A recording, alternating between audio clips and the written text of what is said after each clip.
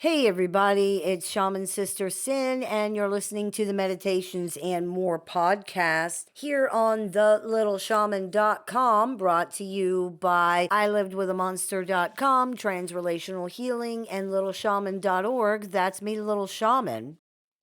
Today I wanted to talk to you about something a lot of people wonder about, and that is, what is it like in the narcissist world? How do narcissists view the world and the other people in it?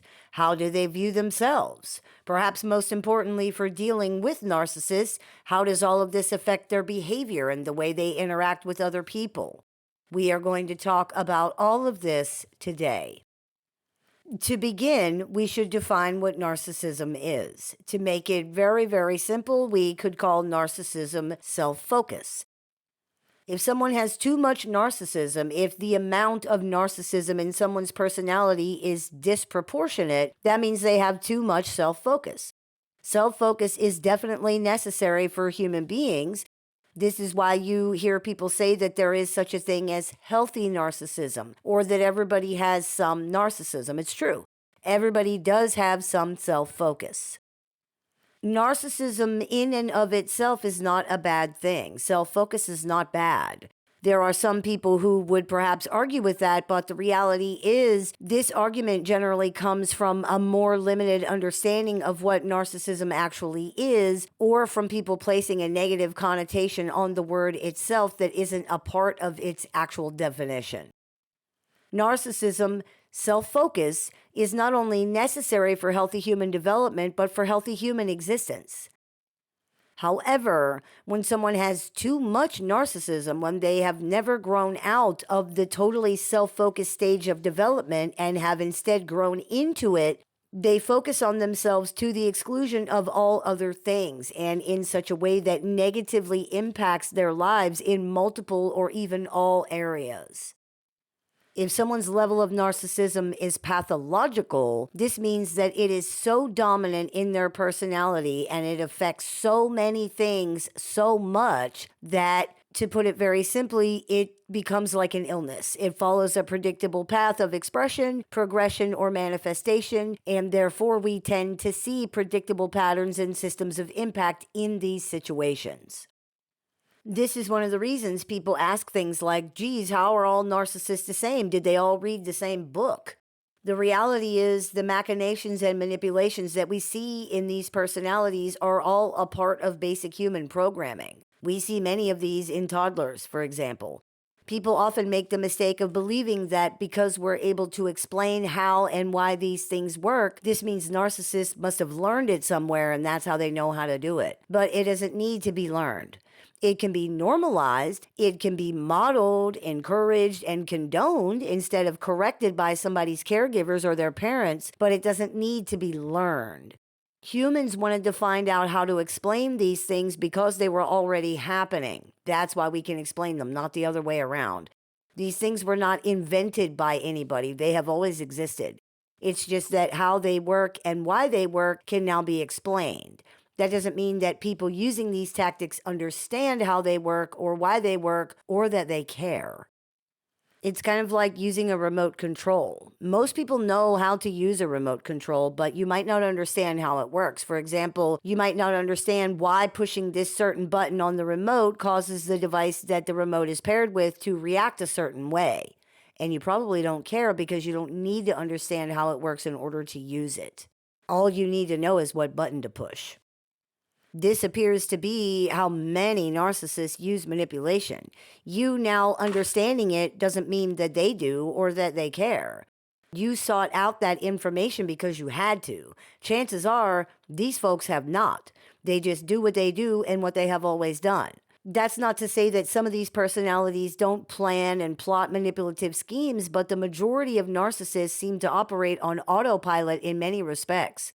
They tend not to think these things out in the way that, for example, the people who are dealing with the things have to think things out in order to understand what has happened to them.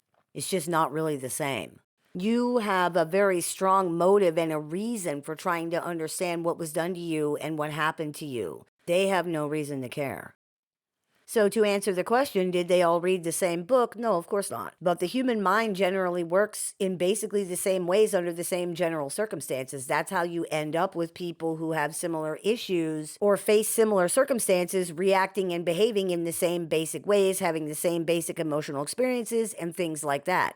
Just like the people who are dealing with narcissists end up with similar situations, feelings, behaviors, and mindsets, narcissists are not any different in that regard.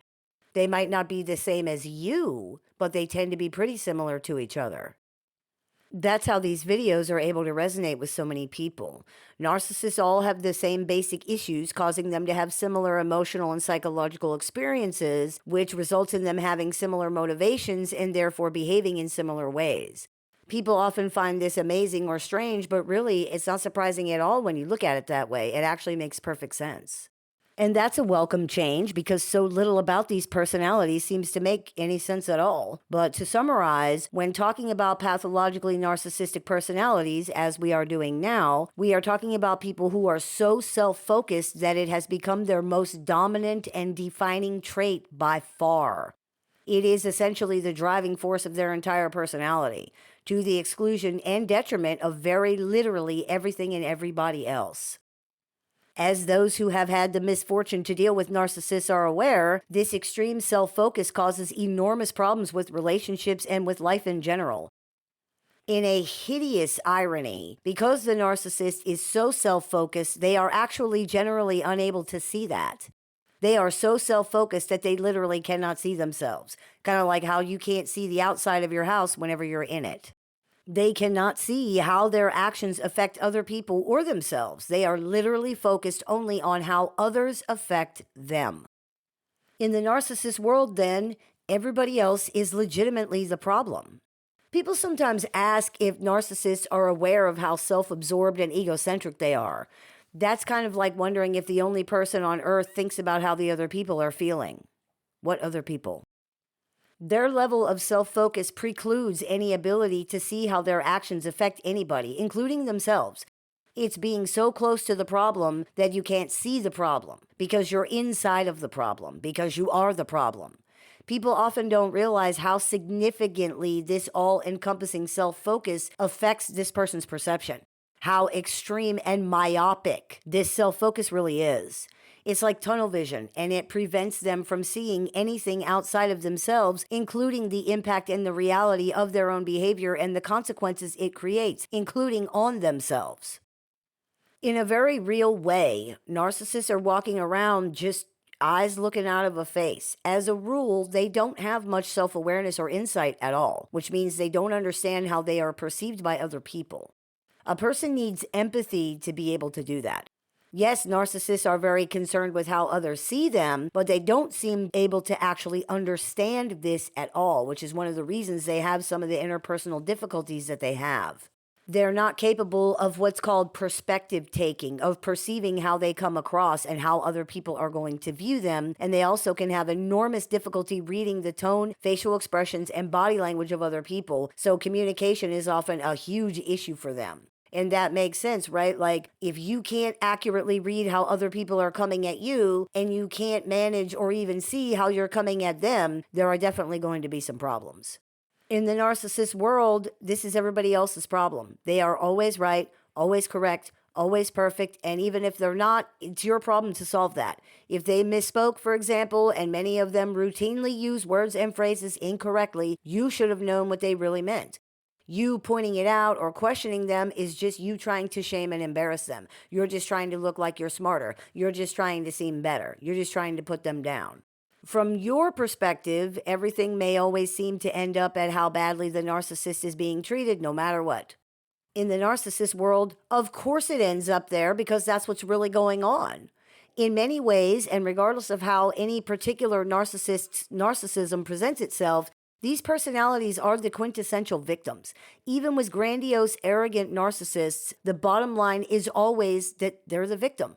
Either they've been cheated or mistreated or overlooked or oppressed or screwed over or somebody sabotaged them. Somebody is always ruining it for them. Somehow they are always getting screwed. In the narcissist world, there are various general and simplistic roles and categories that they use to try to explain and understand the world. For example, people are either the victim or the oppressor, and the narcissist is always the victim in the end. Even those who claim to be these brutal, powerful oppressors will revert very quickly to the victim role, and at the bottom of it all, this appears to be the most consistent way narcissists view themselves, as victims. In their world, they are the victim struggling valiantly against oppressors, or the hero confidently vanquishing the villains. Even the more psychopathic narcissists who blatantly admit to trying to control and manipulate other people tend to fear being victimized somehow, and they generally see the world as predatory and unsafe.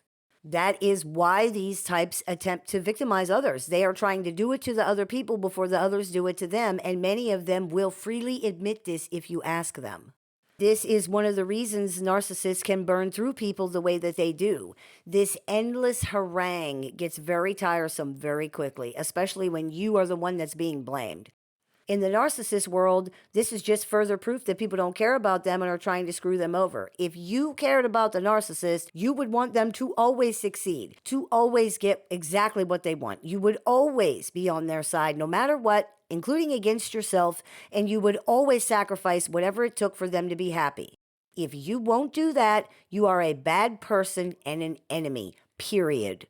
Because in the narcissist world, everyone who doesn't do what they want doesn't care, and everyone who doesn't care is the enemy. For narcissists, there are no disinterested parties. There is no such thing as neutral not caring or neutral indifference. If you don't care, you are an active enemy with malicious intentions who will stop at nothing to destroy, sabotage, defeat, control, or otherwise harm them somehow. This is unfortunate since from the narcissist perspective, no one really cares about them at all, which makes everyone an enemy in the end, doesn't it? And that's how they behave, as if everyone is an enemy. In the narcissist polarized black and white way of looking at it, there can be no middle ground and no disinterested parties. You either love them and are staunchly, solidly, forever on their side, sacrificing everything no matter what they ever do and no matter what the cost is to yourself or anybody else, or you hate them and you are actively trying to harm, sabotage, derail, and destroy them as much as you possibly can. In the narcissist world, everything is black or white. You're good or you're bad. You're right or you're wrong. Something is amazing or it's terrible. It's the best thing ever or it's the worst thing ever. From their perspective, everything is always either one thing or the other. Simple, easy to categorize, easy to understand, easy to deal with, easy to navigate. From their perspective, shades of gray complicate things and make them too difficult to understand because it introduces too many variables into an equation that they already cannot figure out. From their perspective, for other people to try and explain to them that things are not black and white is an excuse and an attempt to confuse them so you can gain the upper hand. That tracks with the way this personality appears to function in general overall, which is to say, not very well.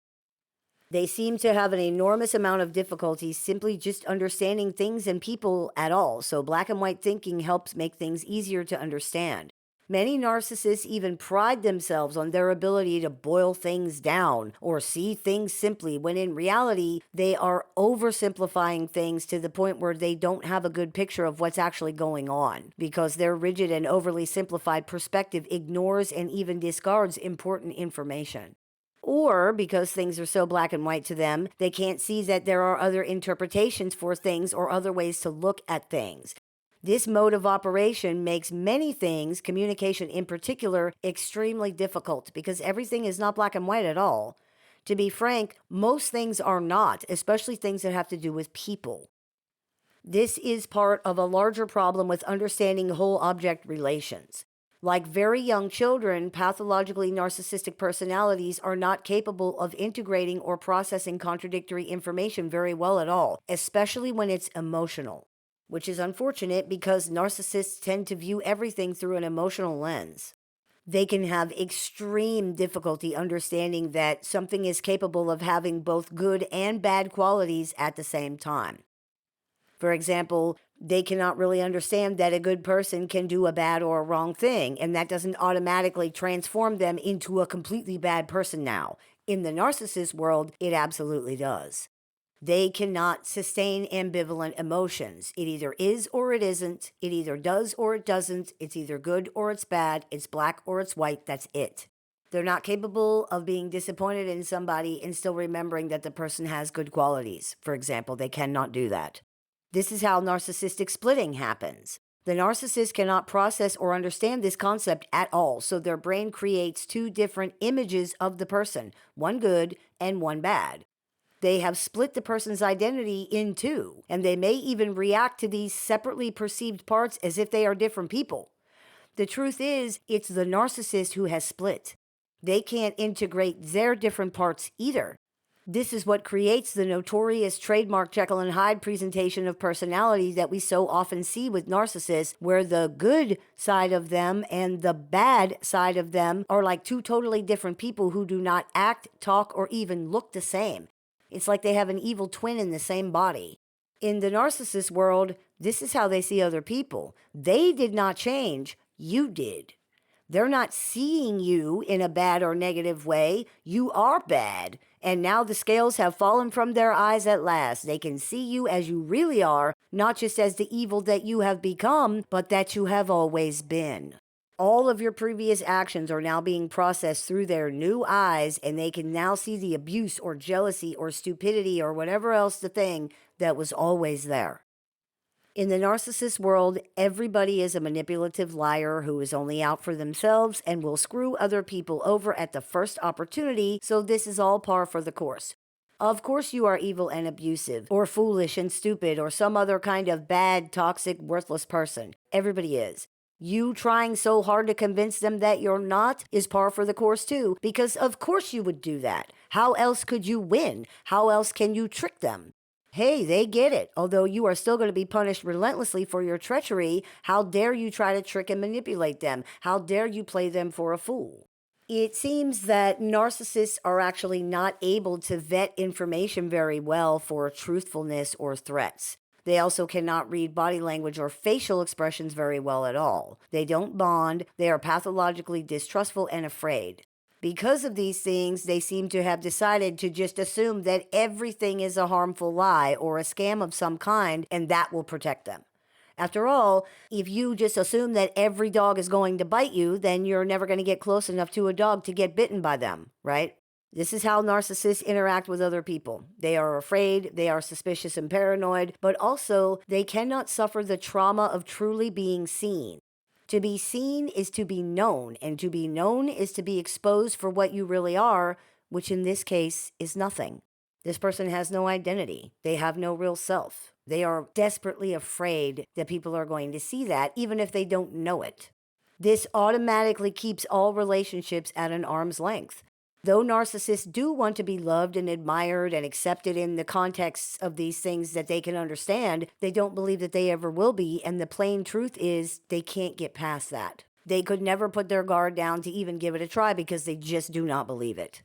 This means that no matter how much you do to try to prove that you're trustworthy, the narcissist is never going to believe you. They will never trust you, and they will never really get to know you any better than they did on the day they met you. They saw a false image of you then, and they always will. This needs to be understood because it's one of the most common and most painful situations people find themselves in when dealing with narcissistic personalities. In a very cruel twist of fate, the harder you work to try to convince a narcissist that you're a good, trustworthy person that is not trying to harm them, the more convinced they become that this is exactly what you are. After all, why else would you be trying so hard to convince them? Because you care? Good one. Love is not real, and even if it was, no one would ever love them. So just drop the act and admit that your scam didn't work. They saw through you. Nice try, though. In the narcissist world, everyone is a manipulative liar. Everything is a scam. Everything you are doing is to try to convince them to drop their guard so you can hurt or control or take advantage of them. They do not ever let go of this idea, no matter how long they have known somebody. A person they've known for 30 years is still capable of anything at any time, even though they've never done anything to hurt the narcissist in that entire time. You cannot earn anything in these relationships, not trust, not good faith, not the benefit of the doubt. Narcissists don't seem to be able to see any reason for doing things other than because you're trying to get something. And if you're trying to convince them to trust you, it must be something bad. They are often unable to articulate what this might be, but they are still 1,000% sure of it. This is likely because if you pay attention to the things narcissists say to others, they are always trying to sell something. They are always trying to get one over on the other guy.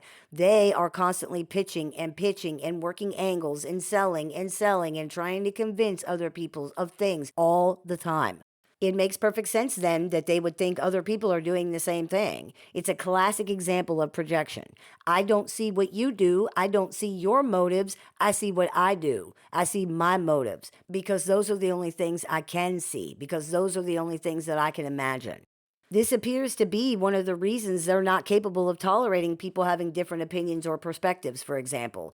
They cannot view it as just that you think differently or you see things some other way. Just by virtue of the fact that you're saying something different than what they're saying, narcissists seem to feel that you're trying to convince them to see it your way, to sell them something, in other words. And they become offended because the only reason you would do that is because you think they're wrong and you know better. They feel smothered and shamed in this situation, even though nobody's doing anything to them at all. This also has to do with their lack of a real self and their inability to differentiate themselves from external objects. In the narcissist world, every interaction with other people is a contest that needs to be won. And if they didn't win, whatever winning would look like to them, then they lost. And if they lost, it's because they were cheated, they were mistreated, they were screwed, or they were otherwise somehow done wrong. They might not be able to see how it was done, but they know it was done because if it wasn't, then how did they lose? These personalities are paranoid and egocentric. This is a very toxic combination because it results in people who believe that everything that happens is about them and that it's all being done to them on purpose. Because of their extreme negativity bias, where they give more weight and more importance to things that are negative or bad, it's impossible for them to understand that these things could be benign or not malicious. This needs to be understood because it's one of the most essential basic truths about dealing with these personalities, and there is no way to avoid it. Just by virtue of being a separate person who has different perspectives and opinions, you are attacking and even harming this person. That is how fragile they are. Even if you agree with them, this is often not enough to prevent a problem. The performed identity of the narcissist can exist only in contrast and in comparison to other people, which means that being oppositional is more important than presenting a consistent picture of themselves or what they're trying to say. They also don't necessarily appear to even understand when you are in fact agreeing with them.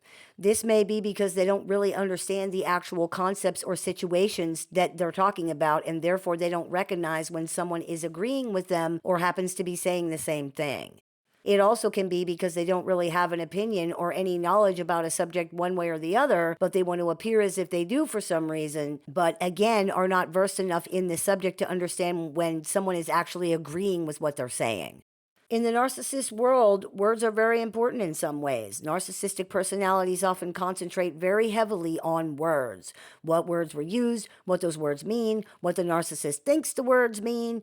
This is likely because they have such a limited ability and such limited understanding in general of so many things, and words are the way that they are able to feign understanding and competence. If you can learn to say the right things at the right times, people will believe that you know what you're talking about even when you don't. And it appears that many narcissists use this exact strategy to cover what can be pretty extreme limitations in their understanding and capabilities.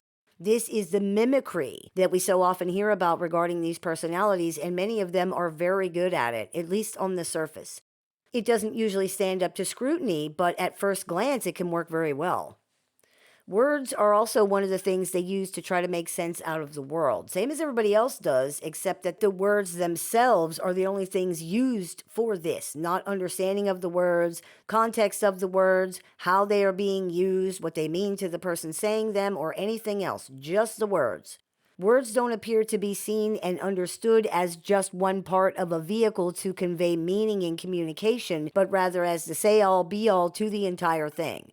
When you are agreeing with them, then, it's very possible that they don't realize you are agreeing with them because you're using different words, or because you've used words that they don't like or don't understand for some reason. Narcissists often focus on keywords, if you've noticed. They may repeat certain words a lot or become very triggered by certain words that other people use. They may hear a word and become stuck on it, unable to focus on anything else that was said or the overall context and meaning of the sentence because of that word. This is often because that word holds a meaning or a connotation for them that they simply cannot get past. They may also use keywords to navigate conversations that they don't really understand. And of course, it's always a possibility that they're just trying to argue. In the narcissist world, remember, every interaction is a contest that needs to be won. Arguing, debating, and questions designed to contradict or create gotcha moments rather than fostering understanding is one of the ways they attempt to achieve that. It's also how they blow off steam. These people often have a very low tolerance for boredom, frustration, and negative feelings in general, and these things are experienced as intensely uncomfortable for them, much more so than for other people. Because they are always dealing with chronic negative feelings, they appear to be unable to tolerate acute negative feelings for any length of time at all. They must vent them out immediately, and it isn't enough to just release them. These things have to go somewhere. And because the pseudo-identities of narcissistic personalities exist only in comparison and contrast to others, this means their negative feelings need to be transferred to another person in order to be gone. Then you can be bad and they can be good, or you can be the villain and they can be the hero, or whatever transformation needs to be effected to neutralize those negative feelings. If they can't do that, then they can't feel better. In the narcissist world, this is fair and even deserved. After all, you caused those negative feelings, and that means you deserve to deal with them. You mess with the bull, you get the horns. In the narcissist experience, their feelings are caused by external factors. Instead of understanding that our feelings originate from inside of us and are about us and about stuff about us, they appear to believe that their feelings are being created and even controlled by things outside of themselves. This is called an external locus of control. This is why they often insist that they have no power over their own reactions. It's likely they really believe that. People who truly realize they have power in a situation and understand what that power is are not constantly trying to control other people. In the narcissist world, they are powerless and continuously acted upon. Nothing is their fault or their responsibility. It's everybody else's fault and everybody else's responsibility to deal with. If people worked harder to make things okay for the narcissist wouldn't have to have bad reactions to their negative feelings because they wouldn't have any negative feelings. This infantile mindset creates a cycle where these personalities feel perpetually powerless and taken advantage of, which fuels their anger and their resentment toward other people and their desire to punish these other people and seek revenge. These things are extremely important to narcissists. They take up a lot of this person's mental energy and focus. Remember, they're the victim. As far as they seem to see it, everyone is trying to control them and manipulate them to some bad or harmful end.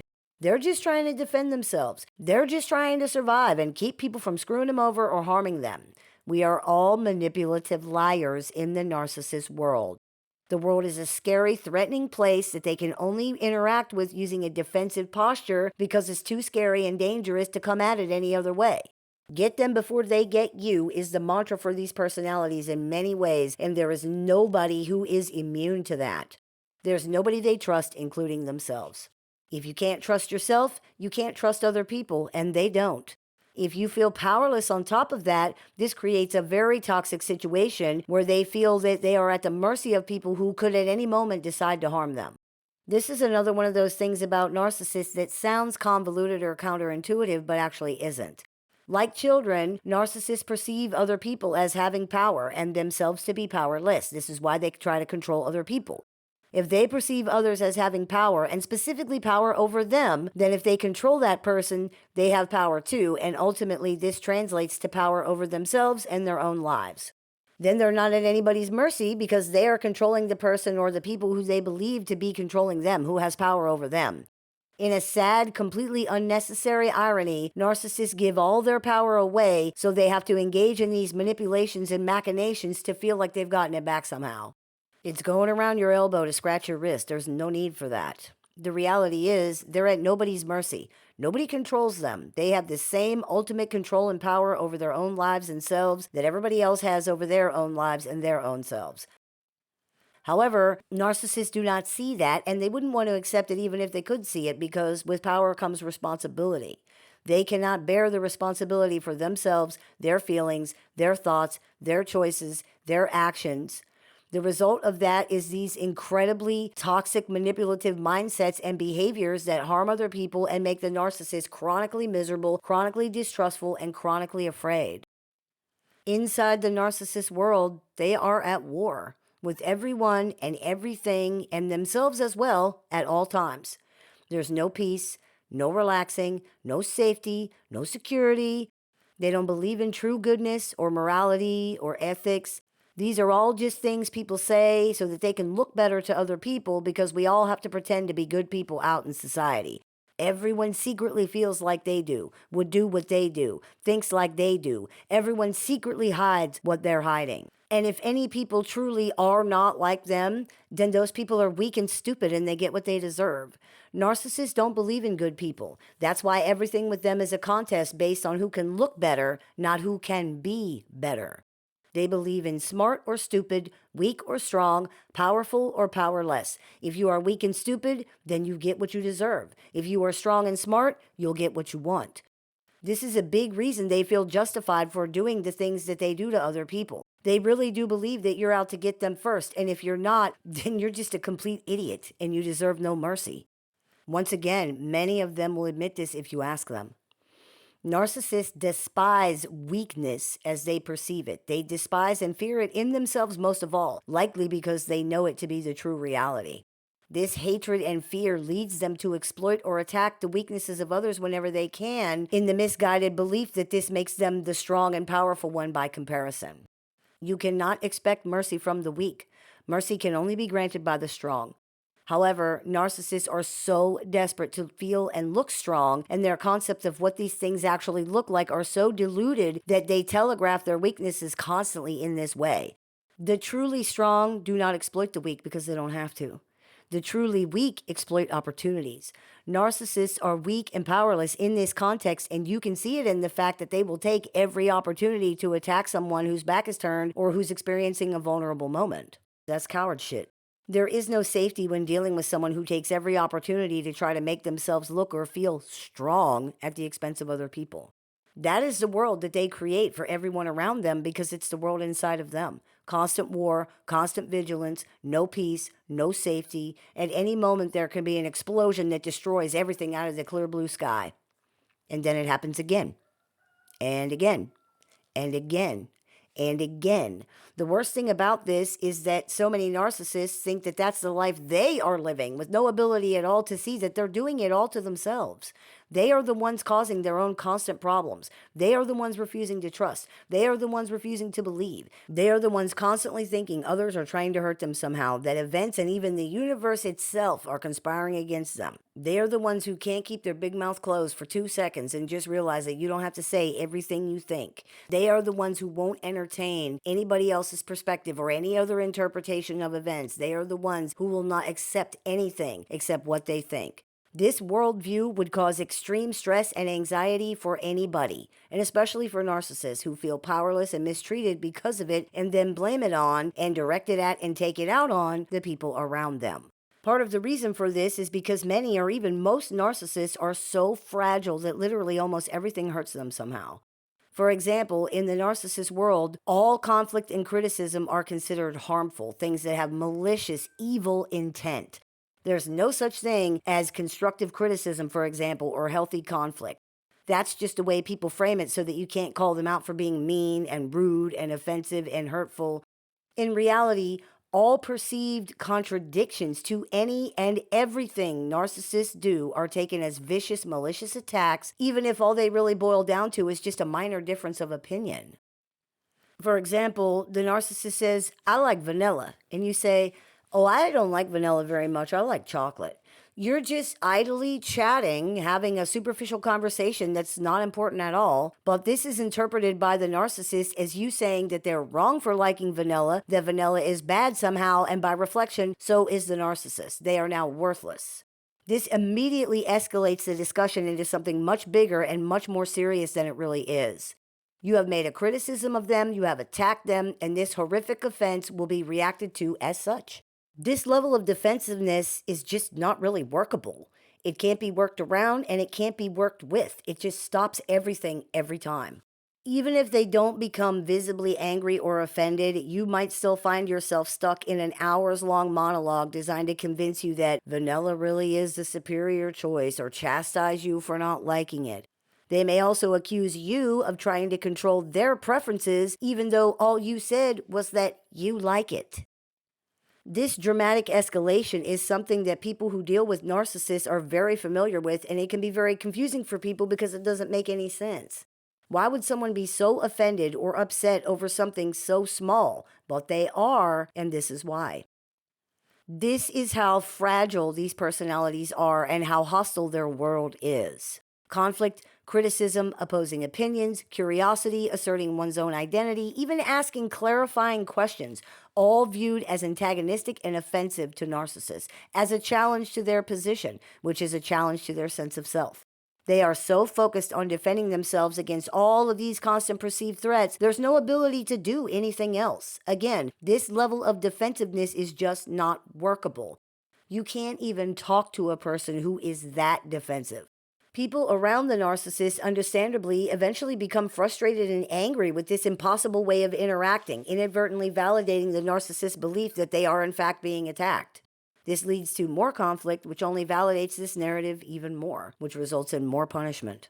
In the narcissist world, they are constantly under attack. Constantly means all the time. Every single thing you say, you are likely offending this person hundreds of times a day without realizing it. They are at war. In the narcissist world, love and trust are just words that people say. In the narcissist world, everyone is fake. No one says what they really mean, and so it's up to the narcissist to decode what everyone is really saying. In the narcissist world, everything and everyone is dark and scary and predatory. There is no hope. There is no safety. There are no good people. There is just them versus the world.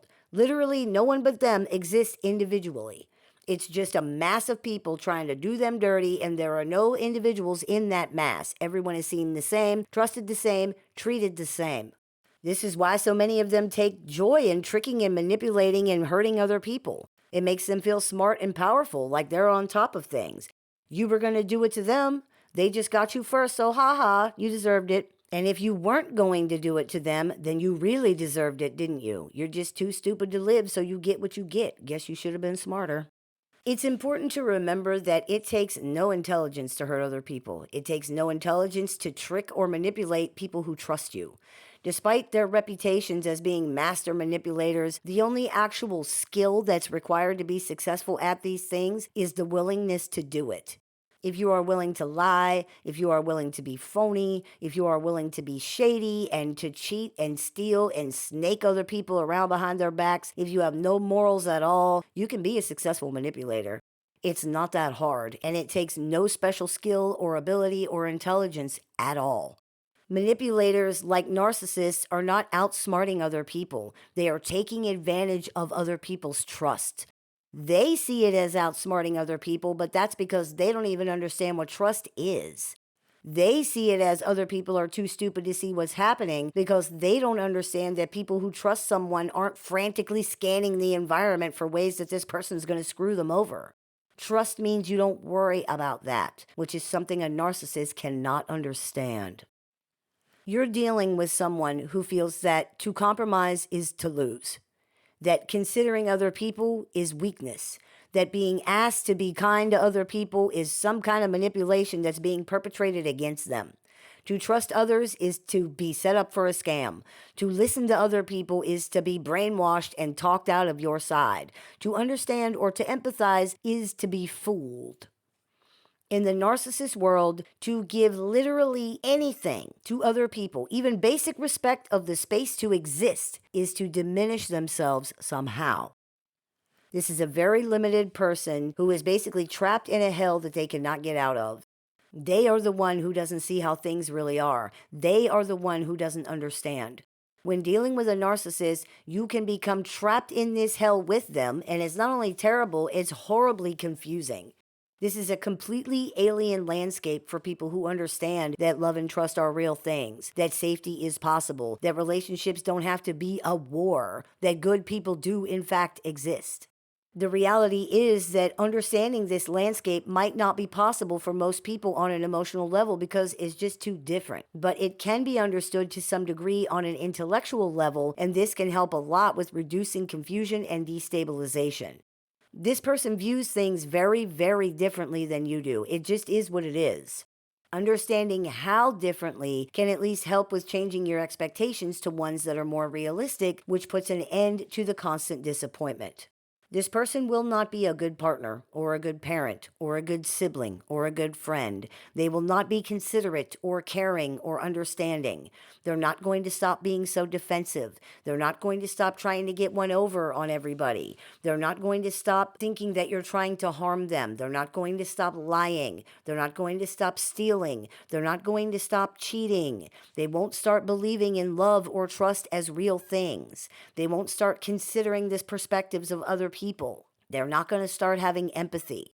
Not only do they potentially not even have the capability to do many of these things, they genuinely do not believe that this is ever smart or safe for them to do. And they're just not going to do it. So if you know that, you can adjust what you expect from them and therefore make a more informed decision about whether or not you want to have any interaction with this person going forward and what any interaction with them could potentially look like. Not what it should be, but what it will be.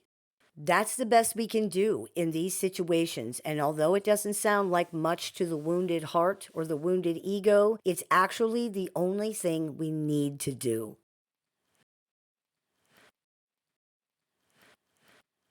I hope this clears a few things up for you. As always, I look forward to your comments, questions, and suggestions, so please keep those coming. I take appointments online, over the phone, via text, via messenger, via email, and through Skype and Zoom for clients worldwide. So if you are interested in speaking with me one-on-one, you can visit littleshaman.org to do that. I have several books in publication, so if you are interested in picking up a copy of any or all of those, you can visit littleshaman.org to do that or find them on amazon.com. I teach workshops, seminars, clinics, and classes, so if you are interested in seeing what we're running this month, you can visit littleshaman.org to do that. And if you are interested in joining our support group with access to exclusive content, weekly support meetings, and more, you can visit littleshaman.org to do that as well. You have been listening to the Meditations and More podcast here on thelittleshaman.com. Just type that in, it'll take you right to the YouTube channel. Brought to you by ILivedWithAMonster.com, Transrelational Healing, and littleshaman.org. That's me, Little Shaman. May the Great Spirit bless you. Have a beautiful day. If you've been struggling through dealing with or recovering from an unhealthy relationship with a narcissist or other toxic personality, the Little Shaman has a catalog of over 500 YouTube videos designed to support your journey from discovery to recovery.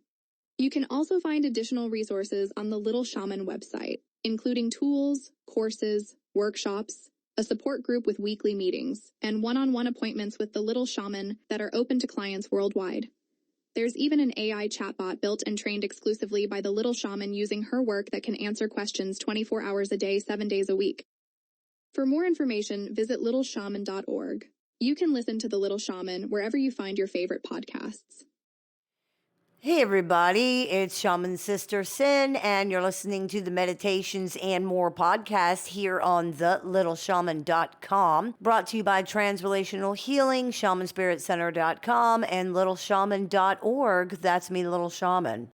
Today, I wanted to talk to you about something that most people find when dealing with pathologically narcissistic personalities, and that is that narcissists are not safe. Psychologically, emotionally, and physically, when you are dealing with narcissists, you're gambling with your safety. Your emotions will never be safe with this person. Your psychological well-being will never be safe with them. And physically, you are not safe with narcissists either. The entire situation affects every part of a person who is dealing with a pathologically narcissistic personality. This is because not only are narcissists often intentionally hurtful and cruel to other people, they are also so egocentric and self-focused that they cause harm to other people just as a matter of course because they have no consideration for them, their well-being, or their feelings whatsoever at all. In virtually any kind of relationship, this mindset, this way of being is extremely damaging. That egocentricity and self centeredness is one of the biggest reasons narcissists are not safe, because they think everything's about them. And since their orientation to the world is fear based, they seem to find most things threatening. They believe that they're defending themselves. They believe everybody's out to make them into a victim. That means they feel they need to be on the defensive and ideally on the offensive all the time. Get them before they get you. This mindset turns relationships and even basic simple interactions into a battleground and ultimately a war zone.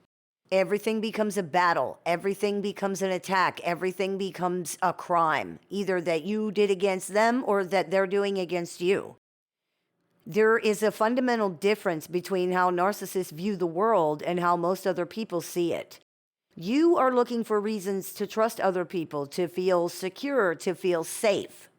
Narcissists do seem to believe that they are looking for safety and security too, but the difference is that they are not looking for things that prove safety and security. They are looking for threats against safety and security all the time, in every place. And because they're constantly looking for them, they find them, whether they're real or not. They're not looking for reasons to trust because that's not something they really understand. They know threat or no threat, and they really don't understand no threat. Pathologically narcissistic personalities trust absolutely no one, not even themselves. They are pathologically insecure, and the definition of insecure in this context is to feel unsafe. Because of this, they don't trust you or anyone, and because they don't trust you, you can't trust them. If you can't trust them, they're not safe. Safety and trust have to be a two-way street. If you trust somebody and they don't trust you, the situation is not safe, because while you're being relaxed and not watching out for what they're going to do, if this person believes that you're going to attack them somehow, they might decide to attack you first. Or they believe that you already have attacked them and now they're retaliating in self-defense. You're not safe around this person because they don't feel safe around you. It's like if you had a wild animal in your home who interprets everything you do as threatening because they don't understand it. You can trust the animal all you want. You can love it all you want. It's not going to make any difference at all if this animal attacks you because it believes it's defending itself from you. Good intentions cannot penetrate that kind of fear and insecurity. They can't penetrate such an inability to understand what's happening. That's all bad enough, but imagine how much worse it would be if this animal was not only afraid and not only hyper-defensive, but also offended and self-righteous on top of that. That sounds funny, but it really does become a seriously dangerous situation, because now the animal doesn't need to feel threatened or in danger in order to attack you. Now it can attack you just because it thinks you're wrong. For narcissists, the level and magnitude of threat that they feel just from basic things is probably not really understandable to people who don't have those problems. That's why their behavior appears to make no sense, because it's like, how are you getting that from this? This is another reason narcissists are not safe and cannot be made safe. It's impossible for you to predict how they're going to take something or react to it. That is very dangerous. In most situations, you can protect yourself from problems with other people by being mindful of what you're doing, being mindful of how you're speaking. As long as you're not inconsiderate and not rude, this will keep you out of issues with like 99% of the population. Most people don't imagine things that didn't actually happen. They don't assume that you have motives or that you mean things that don't make any sense in the context of what's going on. Growing up, most of us learn what not to do. You don't say ignorant, rude things to people. You don't cut in front of the people in the line. You obey the traffic laws, more or less. You take turns and you share. You say please and thank you. You basically behave like a being who realizes that you're not the only being on the planet. Most of the other people do this too, more or less, and we can all mostly get along without issues living a daily life where we have to interact with virtual strangers all the time. However, these sort of protective measures that we learn to automatically take don't work with narcissists. They will be offended anyway. They will be outraged anyway. They will be hurt anyway. You cannot protect yourself in these situations because you don't know where the danger is, essentially because it's everywhere. We cannot understand how and why they are taking things the way that they're taking them, so to us, it appears random. It's really not, but because we can't make any sense out of it, it might as well be, because it can't be predicted with any accuracy at all. If it can't be predicted, it can't be avoided. Things that are okay one day are not okay the next day. Things that were true for years now suddenly is not true any longer. Things they usually blow up about, now for some reason today they didn't blow up. When things cannot be predicted, they're unsafe, because if you can't predict danger, there's no way to protect yourself from it. That's why, for example, humans have tried to learn to predict the weather. Weather can be dangerous, and even if it can't be controlled, people can still be warned about what's coming. People who deal with narcissists have learned to try to predict the narcissist's emotional weather, but because it's based on feelings and not facts, it's basically impossible. Predicting the actual weather involves understanding and reading patterns. With a narcissist's reactions, there don't appear to be any patterns that can be understood and interpreted, which makes any type of prediction extremely difficult. There's often no discernible inciting incident, for example, or if there is, the reaction to it is disproportionate or not understandable. That makes it not possible to avoid the danger here. Many narcissists are like human hand grenades. They are ticking time bombs, looking for a place to explode. Only this time bomb has no timer that you can see. This grenade doesn't explode 3 seconds after the pin gets pulled. It operates based on mechanisms that you cannot see and therefore cannot anticipate. People often spend years trying to decipher a pattern in a narcissist's behavior so that they can try to predict it, only to find that this really can't be done with any accuracy. You can find some of the landmines, but trust and believe you will not find them all. It's like if the weather was snow one day, then it's 115 degrees Fahrenheit, then it's a hurricane, then it's an ice storm, then it's a drought, then it's a thunderstorm, then it's a pleasant spring day, then it's a tornado every single day. You would never be able to prepare for that or protect yourself from it in any way because you have no idea what is coming at you at all or why. And that is what dealing with pathologically narcissistic personalities is like. It is fundamentally unsafe. It's also unsafe for you specifically, not just because they feel unsafe and therefore they make things unsafe, but because anything you share with this person, anything you give them, any vulnerability, anything will be used against you. This is absolutely intentional and is done with the intention of hurting and neutralizing you. People who are as fragile and afraid as pathologically narcissistic personalities know what will hurt other people, and they are not above using that to gain what they think is an advantage over who they perceive as an opponent. That's you. You're the opponent. Part of the reason narcissists have the infamous reputation for being such vicious abusers is because they appear to attack people for no reason. But they don't view you as a partner or as a family member the way that you view them. They view you as an opponent. More precisely, they view you as an enemy. You're not an innocent party who was just trying to live life and love them. You're an enemy, an attacker.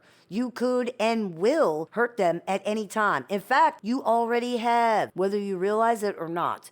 The fact that you're over here trying to sell yourself as this innocent party is just more proof to them of how diabolical you really are. These personalities have no friends, no families, no partners, not emotionally, not the way you see those things. All they ever really have are people who are around them, who will always remain strangers and who can never be trusted.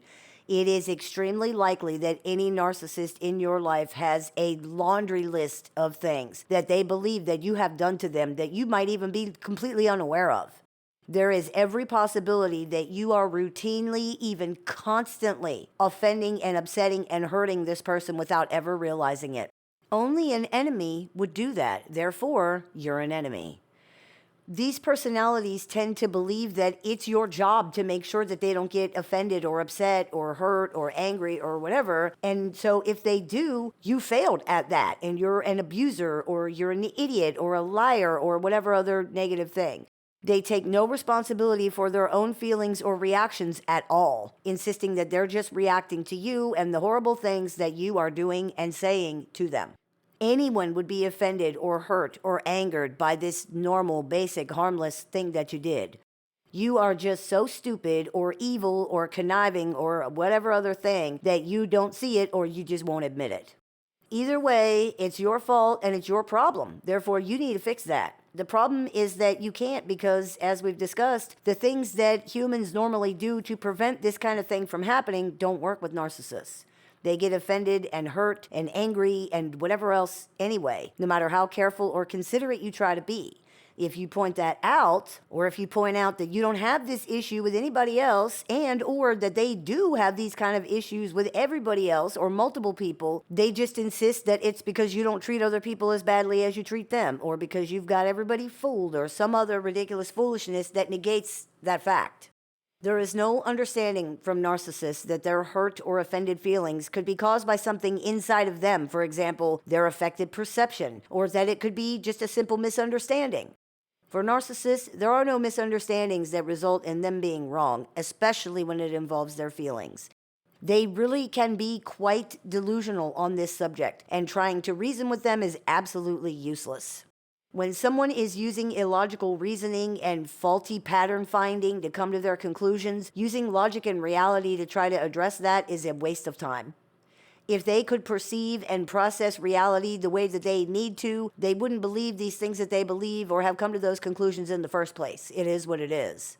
That's your proof right there that trying to use logic and facts and proof to address these things is not going to work. They wouldn't think them in the first place if these things had any meaning for them. This is another thing that makes dealing with narcissists fundamentally unsafe. You have to surrender your reality in some fashion in order to coexist with these personalities, because they are living a totally different life with totally different people compared to the people around them. You might be inhabiting the same space or you might be around the same people, but that's where it stops with so many narcissists. The way they perceive reality and the people around them is vastly different from the way that everybody else does. If you listen to the things that they say about other people, the way that they narrate or convey events, the way that they perceive interactions, you can actually see that clearly a lot of the time. It's just completely different from what everybody else is experiencing. Many narcissists actually wear this as a point of pride or like a badge of honor, believing that this is proof that they're special and they see what other people don't see, or that they think for themselves and they're not a clone like everybody else. The truth is, many narcissists do see things that nobody else sees, and the reason nobody else sees them is because they're not there. Narcissists live in a state of constantly scanning the environment and constant assessment of other people. Judgment is actually probably a better word. They come to conclusions about people and things and situations with little or even no information whatsoever, even regarding complete strangers on the street. People they have no way of knowing anything about at all. If they are called on these assumptions, which is all these things really are, assumptions, they say that if you can't see that that's the truth, you're a fool. You're just an idiot who can't see what's going on. This is absurd. It's ridiculous. It's lunacy in some cases. But arguing with it does no good. This is a person who believes they have some kind of like special power or special ability to see the things that other people can't see, or who believe they really do know everything, or who believes that they're the only intelligent being who can see through the lies, or whatever other thing that they use to explain the reality that they're a primitive, arrested personality who is treating assumptions and projections as facts because they don't have much in the way of critical thinking skills or any real ability to assess what's true or not true. Narcissists assess things quickly with very little information to try to avoid danger. Everybody's brain does that in certain situations, such as if you're walking down the street and you see a big growling dog ahead of you on the sidewalk. It's sort of like a cognitive shortcut so that you can react quickly to danger. But the brain of a narcissist now takes this shortcut all the time about everything. They appear to believe that this keeps them safe and that it somehow elevates them above other people's perceptions and they can see more than everybody else. But the reality is that it just exposes how limited they really are. More information is not usually needed if, for example, we see a big growling dog in the road. We have enough information just at a glance to decide that, yes, this could definitely be dangerous and we should probably avoid that dog if we can. But in many situations, it is not that cut and dry. In many situations, we need more information before we can assess if something is dangerous or bad or not. For example, we need to know the context of the behavior or the words. We need to know what else was going on at the time. It helps to know, if possible, a person's motives or their intentions, what this behavior or the thing they said means to them, etc. How we take something or what it means to us doesn't always reflect the same thing for the other person. For example, someone might give you flowers or chocolates without knowing that you're allergic to them. That doesn't make their intention bad. They were trying to do a nice thing, it just didn't work out. Or someone might use a phrase that has different connotations for you than it does for them. The other person's intention and what things mean to them does matter. This does not apply to gaslighting, where someone knows because you've told them 50 times already or something, of course. We're just talking about general communication. We often need more information to assess, and we need to be able to trust that the information we're getting is reliable and solid.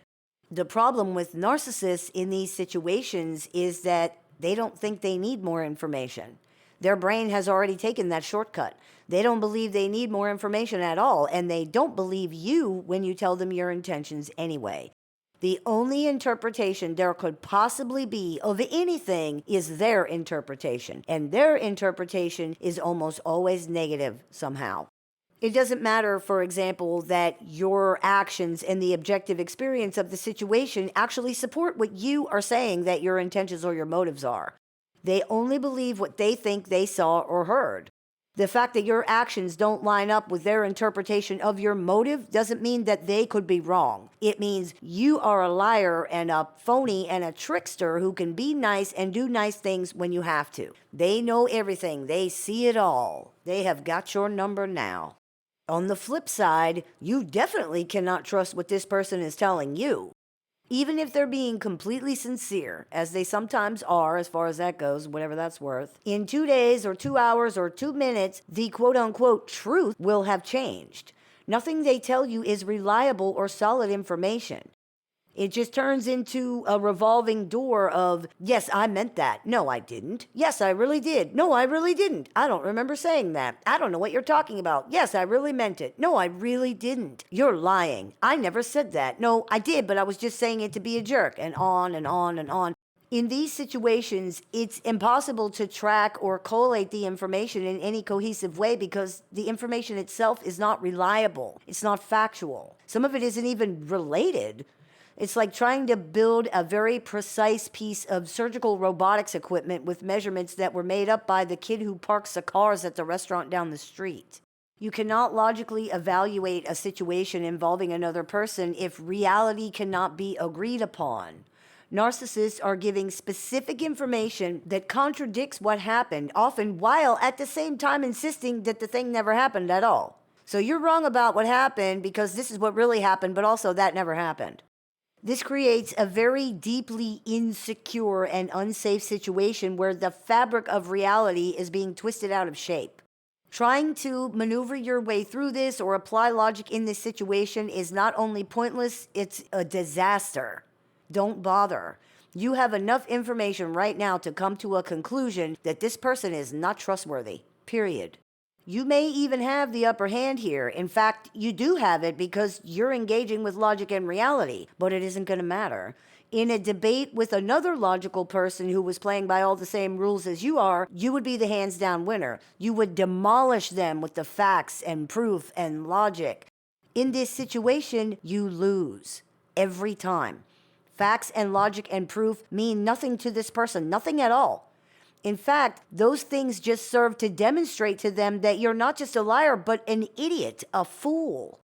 There's absolutely no arguing with this. There's no way to engage with this at all. For your own safety, learn to disengage and walk away. You're not going to win. You won't even be heard at all. And what they do here, they're just going to distort and misinterpret, all the while insisting that you are not listening to them. This activates the universal human wound of not being seen and not being heard, and that makes walking away from the situation even more difficult. Learn to let it be enough that you know that what you're saying is true and correct. You're not going to get more than that from a narcissist. They don't have it to give to you. You got to give it to yourself. That's something that's not often talked about, but we do hear it all the time. The reason many people keep getting sucked into arguments and interactions with narcissists is not just that they themselves are being mischaracterized. It's because hearing reality and facts and the truth about anything takes such a beating and be so ridiculously misrepresented gets under most people's skin in some way. It's offensive to reality, you could say, and it's very difficult for people to just ignore. People often finally just can't help themselves and they're like, how are you getting that? How can you possibly think that? Where is this coming from? And then it's off to the races. It's important to remember that this is a waste of time. They might not even know how they came to their absurd conclusions, and even if they do, it's very doubtful this is going to make any sense to you. It's just an invitation to an argument. You don't have to go. People are wrong all over the world, all the time, about everything. Learn to just let them be. It's safer for you. Nothing about dealing with narcissists is safe or secure in any definition of either of those words. For that reason, it really is best to simply avoid these situations whenever possible. If you can't, and if you truly cannot, remember what you're dealing with and protect yourself accordingly by not allowing yourself to be baited into becoming so angry, so upset, so frustrated, or so shocked that you forget what this really is. A game you cannot win, where every single thing you do and say will be misinterpreted, weaponized, and used against you somehow. You're gambling with the devil, and the price is much higher than just a few dollars. It's higher than even your life savings. Get up from the table. I hope this clears a few things up for you. As always, I look forward to your comments, questions, and suggestions, so please keep those coming. I take appointments online, over the phone, via text, via messenger, via email, through Skype and Zoom for clients worldwide. So if you're interested in speaking with me one-on-one, you can visit littleshaman.org to do that. I have several books out for publication, so if you are interested in picking up a copy, you can do that on Amazon.com or littleshaman.org. I teach workshops, seminars, and clinics, so if you're interested in seeing what we're running this month, you can visit littleshaman.org to do that. And if you're interested in joining our support group with access to exclusive content, weekly support meetings, and more, you can visit littleshaman.org to do that as well. You've been listening to the Meditations and More podcast here on the littleshaman.com, brought to you by Transrelational Healing, shamanspiritcenter.com, and littleshaman.org. That's me, Little Shaman. May the Great Spirit bless you. Have a beautiful day. If you've been struggling through dealing with or recovering from an unhealthy relationship with a narcissist or other toxic personality, the Little Shaman has a catalog of over 500 YouTube videos designed to support your journey from discovery to recovery. You can also find additional resources on the Little Shaman website, including tools, courses, workshops, a support group with weekly meetings, and one-on-one appointments with the Little Shaman that are open to clients worldwide. There's even an AI chatbot built and trained exclusively by the Little Shaman using her work that can answer questions 24 hours a day, 7 days a week. For more information, visit littleshaman.org. You can listen to The Little Shaman wherever you find your favorite podcasts. Hey everybody, it's Shaman Sister Sin, and you're listening to the Meditations and More podcast here on thelittleshaman.com, brought to you by Transrelational Healing, shamanspiritcenter.com, and littleshaman.org. That's me, Little Shaman. Today I wanted to talk to you about living with narcissists. That's a big topic with a lot of different aspects. So the best way to boil it all down is to say that when you're living with a narcissistic personality, you're living with an enemy. What does this mean in practical and realistic terms? It means that living with a narcissist or other antisocial personality is living with someone who believes that you are actively working against them and or trying to harm them. Therefore, they are also often actively working against you and or trying to harm you. There's no other way to say it. To deal with narcissists is to deal with an enemy, an opponent, someone who in many situations is actively rooting for you to fail or to lose, who wants you to do badly, who is hoping that you stumble, who is jealous of anything you have and doesn't want you to have it, even if it benefits them, because it shames and scorns them for anyone to have or be anything that they don't or that they're not, no matter who or what it is. Even if it benefits them directly, this is generally still true. For example, you being a good person benefits them. Good people do for other people. You would think they would want to encourage or support that because it benefits them, but eventually it doesn't matter because it also shames them that you're a good person, since this automatically casts them as the bad guy in their binary way of looking at things, and how they feel in the moment is more important than anything else in that moment.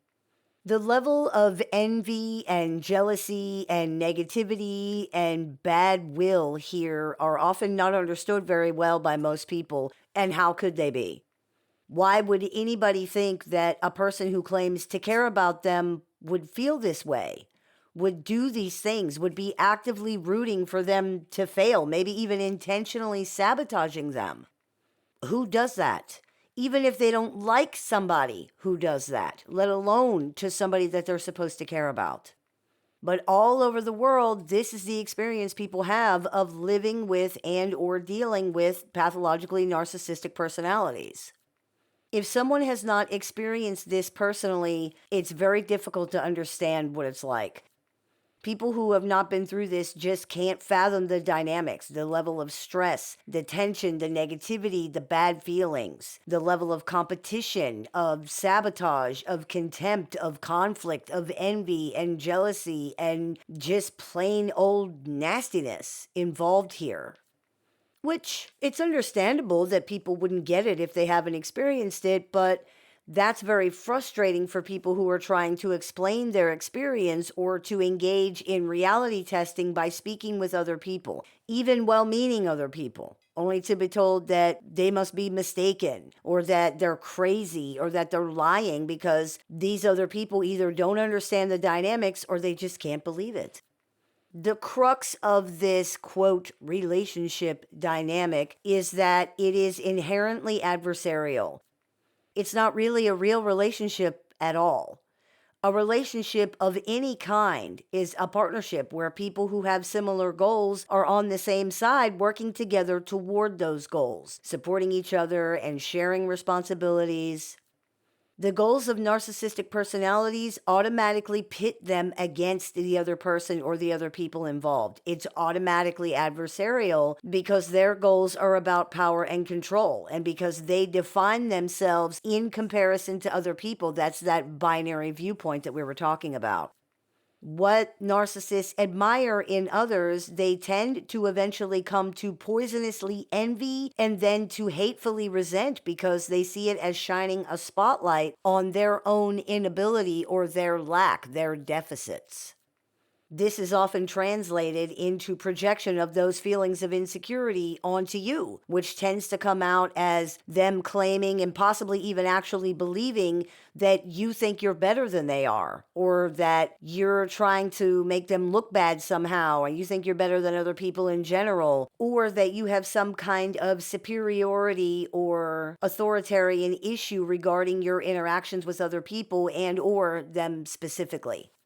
These accusations are very hurtful for people and very confusing because most people don't view their relationships as a competition, nor do they look down on or try to sabotage and control the people they care about. But narcissists are not built that way, and they do not see things the way that you do. They cannot conceive of any other kind of interactions between human beings other than the one up, one down, black and white competitive dynamic that they are constantly creating in their interactions with other people.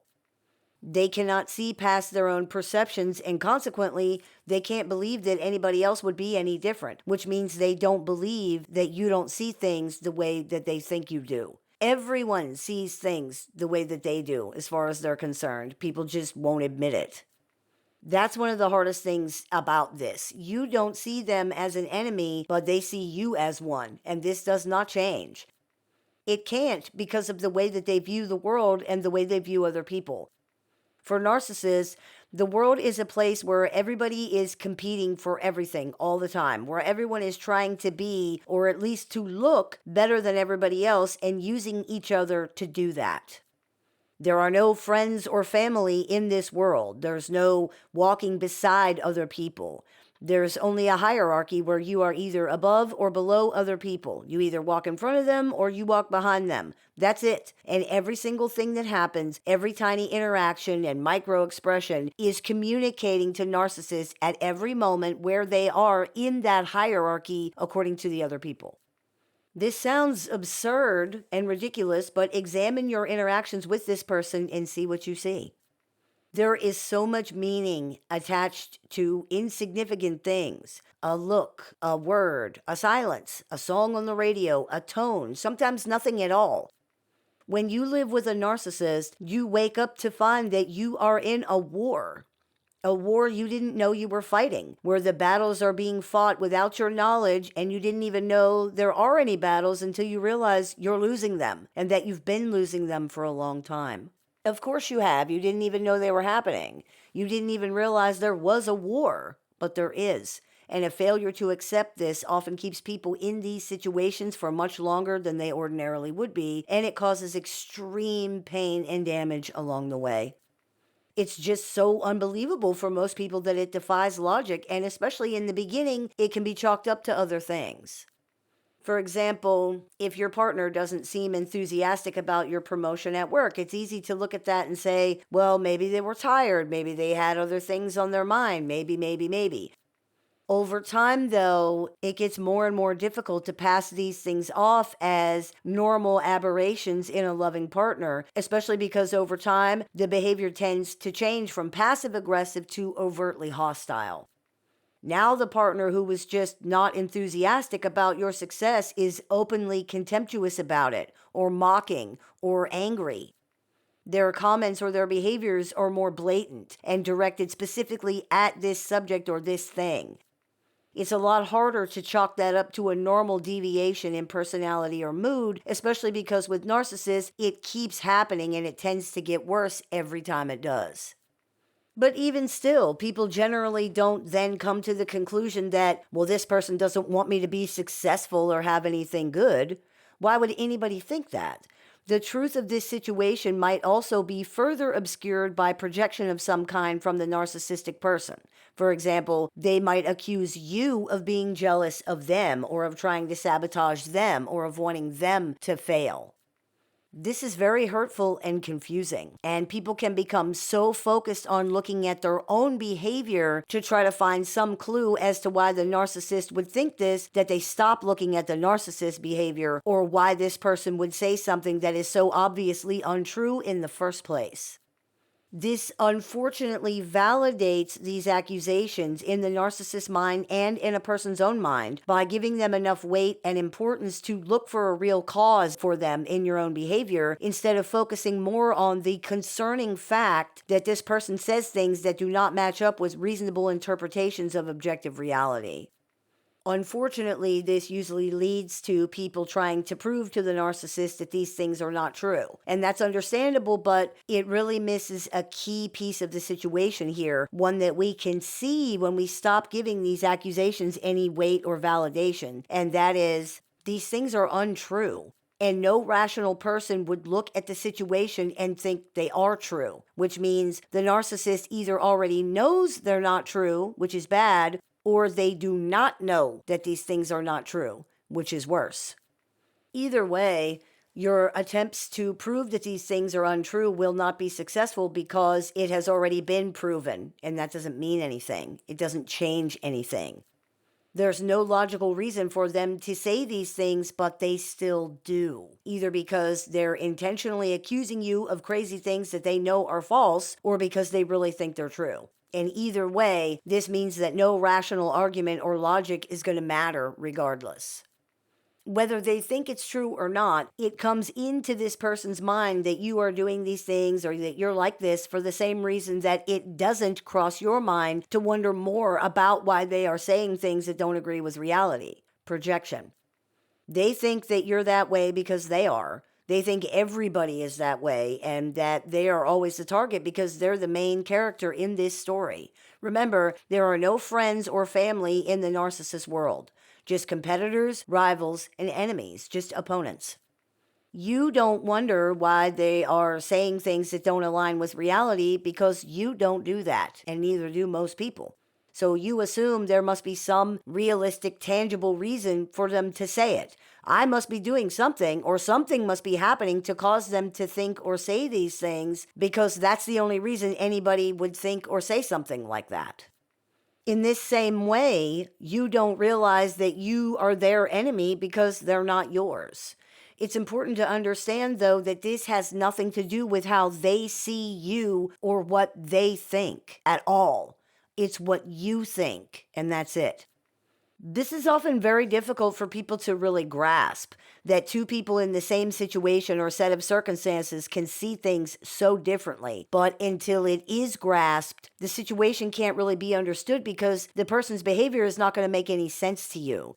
You will keep running into that brick wall of can't and shouldn't.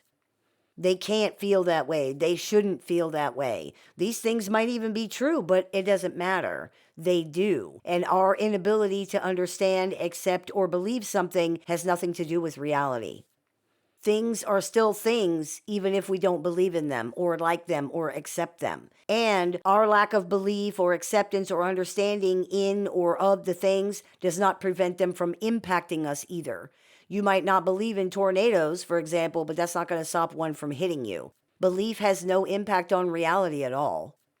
As much as we deal with the narcissist's projections onto us, we're also dealing with our projections onto the narcissist, even if we don't see that. For example, if you're dealing with a pathologically narcissistic personality, much of the understanding, logic, reason, empathy, reasonability, and many of the other things that you've attributed to this person very likely are not actually there, as you have likely already discovered. You saw them because you assume they are there, and you assume they are there because you have them. Narcissists generally do pretend to have these things, but they don't really pretend very well. And the majority of the work here is done by the other person, who assumes that these things are there because why wouldn't they be? People who have these things tend to assume that everybody has them. Unfortunately, they don't. And often when people look back over these relationships with narcissists, they realize they never really saw any true evidence of these things at all. They just assumed they did and assigned those things to the narcissist by default when in reality they didn't actually fit. It can be a tremendous shock for people to realize this is not true, and many people actively resist this knowledge.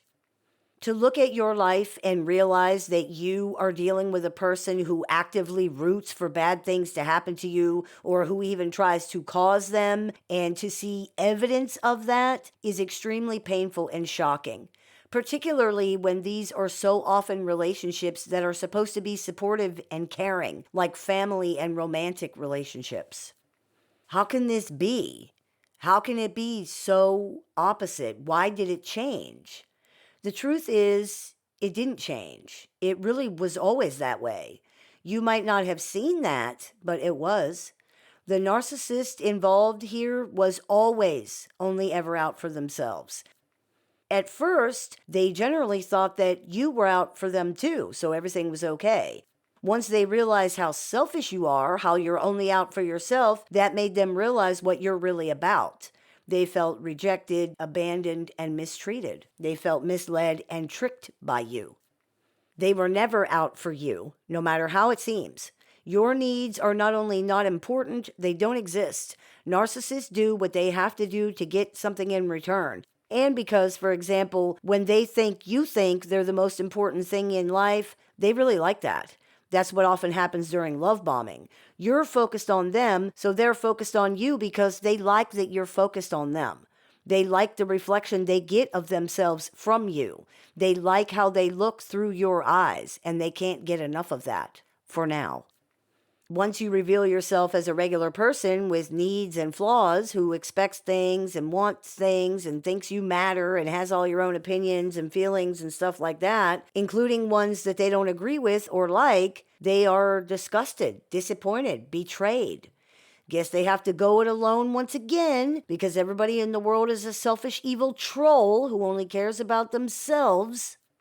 The psychological blind spots here are just enormous, and they can be so baffling. How are you calling me selfish for expecting fairness? But that right there tells you the problem. To a narcissist, fair means they get what they want. That's it. For anybody to stop that from happening is an act of aggression against them, and it doesn't matter who did it or why. We can't buy you a new car because we have to pay for my surgery. Selfish. You can't sleep with other people because you're married to me. Selfish. I spent your college money, so you can't go now, and if you have a problem with that, selfish. You have to go to work to help support your family, so you can't just do whatever you want all day. Selfish. Anyone who has dealt with an actual narcissist will tell you this is not an exaggeration. In fact, it's not even really close to how bad it actually is. It doesn't matter what the reason is. What narcissists want is the only thing that matters, and if they cannot have that, whoever they blame for preventing that is their enemy.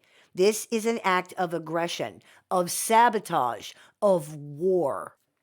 This is one reason you're the enemy, and it might be the simplest one. You exist and you expect things, need things, want things. This gets in their way.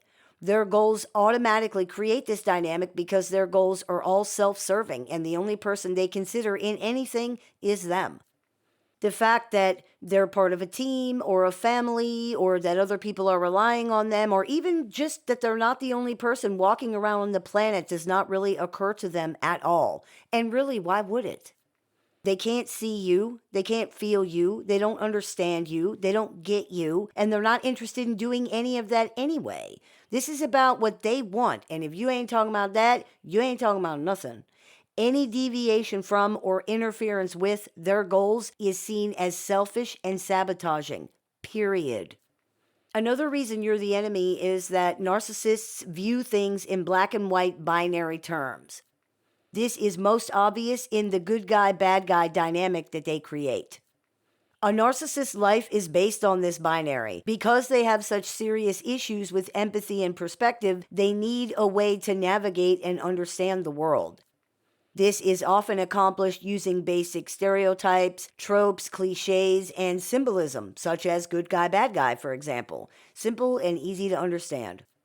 The good and bad binary is how they view the world, and it's how they define themselves. As we discussed in Stop Trying to Be the Good Guy with Narcissists, since narcissists need to be the good guy in order to try to regulate themselves, you or whoever else they view as an interference need to be the bad guy. It's that basic and that simple. Doesn't matter who, doesn't matter why. Logic need not apply to this situation. You can see then how this creates an automatically adversarial, antagonistic relationship. There is no bigger or older rivalry than good guy, bad guy.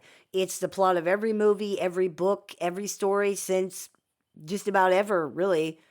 The good guy and the bad guy are natural enemies, which means that the narcissist views you and every other supposed bad guy as their natural enemy.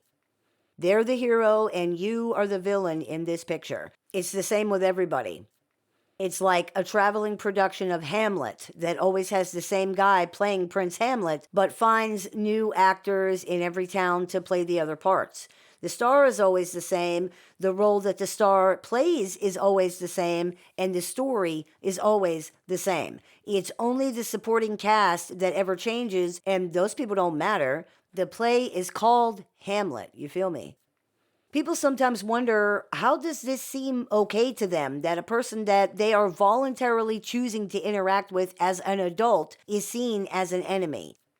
If this is true, why would anybody ever do that? Why would anybody choose to interact voluntarily with someone they view as their enemy?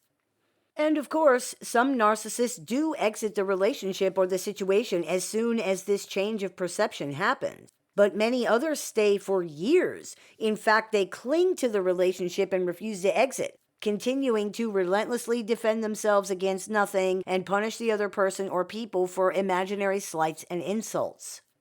Why would somebody do that?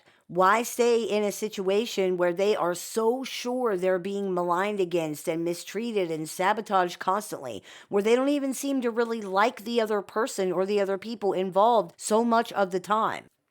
The answer appears to be, frankly, that there is no other kind of relationship that narcissists can have. Despite how they might first come across, narcissists view everybody the same way. They view the entire world the same way.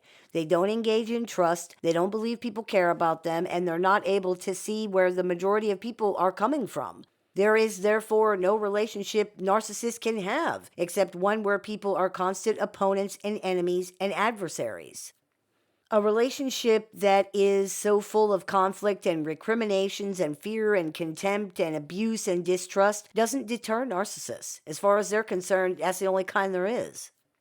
To suggest that there could be some other kind of partnership or interaction probably sounds like a fairy tale to them, a manipulation so you can control them and make them do what you want.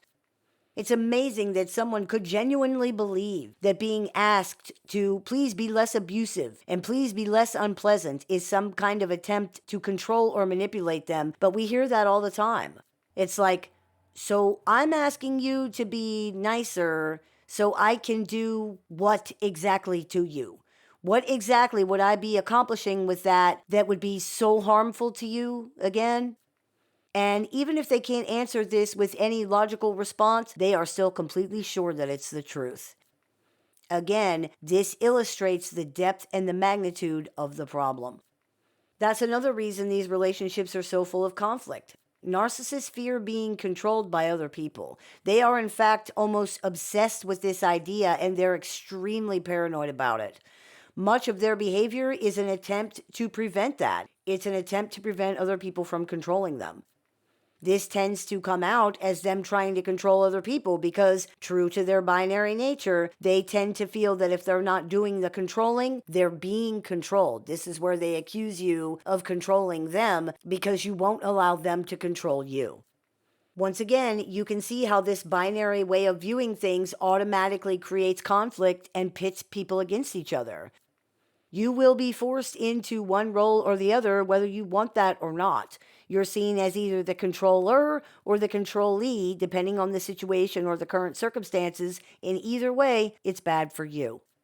If you are viewed as the controller, the narcissist may constantly attempt to change the perceived power dynamic by engaging in behavior designed to control you somehow or to undermine what they view as your power position, your control over them.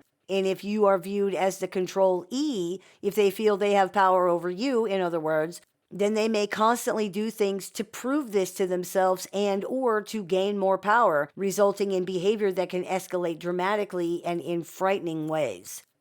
There is no balance to be attained here. You cannot oppose narcissists and you cannot appease them either.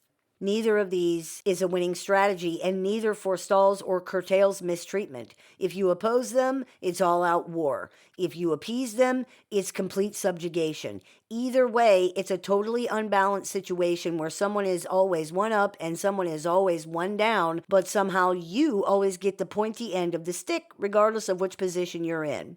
Funny how that works. There is no negotiation or ability to leverage anything in this situation. This is the way this person views the world and everybody in it. So as long as you deal with them, you will be forced to deal with this too because it's not going to change. They feel they have evidence for their beliefs and their conclusions. They're not willing to test that or second guess themselves in any way. They're not willing to entertain other people's perspectives or the possibility that they could be wrong. It just is what it is. Some narcissists will say that that's not how they view the world, that they know good people exist. It's just that you're not one of them, and that's why they can't trust you. Before you accept this as valid and take the blame, look at their lives to see when you have ever seen any evidence that this is actually true. You will very likely find that there isn't any. They've never trusted anybody and they never will. Do they not trust good people either, then? Surely they've run into one somewhere by now. Or is the reality that they actually don't believe in good people, regardless of what they say? This is imperative to understand because it proves that you cannot do anything more to address this situation. It's their problem, and if they won't do anything about it, then nothing can be done about it. They might keep telling you that this is your problem to fix, but it isn't. If it were, you would actually have the ability to do that, and you don't. Someone saying you do have this ability doesn't magically give this ability to you. They're just wrong. And in the case of narcissists, not only are they not able to trust due to their own fear, their extreme external locus of control causes them to believe that everything is caused by forces outside of themselves, including their feelings. They may very well believe this is your problem to fix. It's not. You cannot make someone believe you have good intentions if they don't. You cannot make someone trust you if they don't. You can't make anyone do or say or think or believe or feel anything if they don't. Understanding this can save you from wasting years trying, only to fail because you have no power to do what you're trying to do, and the person blaming you either doesn't understand that or doesn't care, or both. It's a sad, painful experience waking up to the realization that you're living with a person who flatly views you as an enemy and an opponent. Many people find it very difficult to accept, but denying this reality only hurts you more in the end. You are at war, and in a war, the goal is to kill one's enemies. If you don't accept reality, you cannot protect yourself. And if you can't protect yourself, you could literally be destroyed by a person who thinks that they're defending themselves from you and from the entire world. And a person who, perhaps more importantly, has grown to expect that, to need that, to thrive on that, maybe even in some sick and distant way to enjoy it. You're up against primitive pathology and delusion here. You cannot fight a ghost, and you cannot outsmart crazy. It's a waste of time at the very least, and a dangerous liaison at most. This is not a war you can win. It isn't even a war you can fight because your opponent is playing by different rules than you are and because their goals are not the same as yours. Think about what you're really trying to accomplish by explaining, by convincing, by defending, by arguing, or by not doing those things. If you have to fight just to be seen as who you are, or to be trusted, or to be given the benefit of the doubt, if you have to shrink yourself down until you are nothing and nobody because you just existing is some kind of threat, what exactly is the point of this whole interaction anyway? The simple fact is, relationships should not be a war. Your partner or your parent or your sibling should not be an opponent. You're not preserving the family or saving the relationship by doing or not doing these things because that's not a family. It's not a relationship. The reality is, it's just a toxic entanglement, and you're better off not being a part of it at all. I hope this clears a few things up for you. As always, I look forward to your comments, questions, and suggestions, so please keep those coming. I take appointments online, over the phone, via text, via messenger, via email, and through Skype and Zoom for clients worldwide. So if you are interested in speaking with me one-on-one about this or anything else, you can visit littleshaman.org to do that. I have several books out for publication, so if you're interested in picking up a copy of any or all of those, you can go to littleshaman.org to do that, or find them on amazon.com.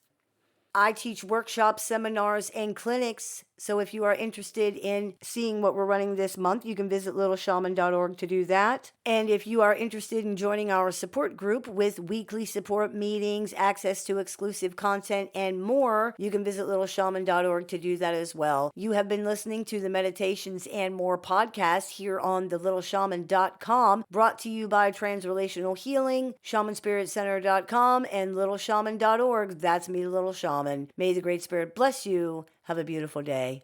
If you've been struggling through dealing with or recovering from an unhealthy relationship with a narcissist or other toxic personality, the Little Shaman has a catalog of over 500 YouTube videos designed to support your journey from discovery to recovery.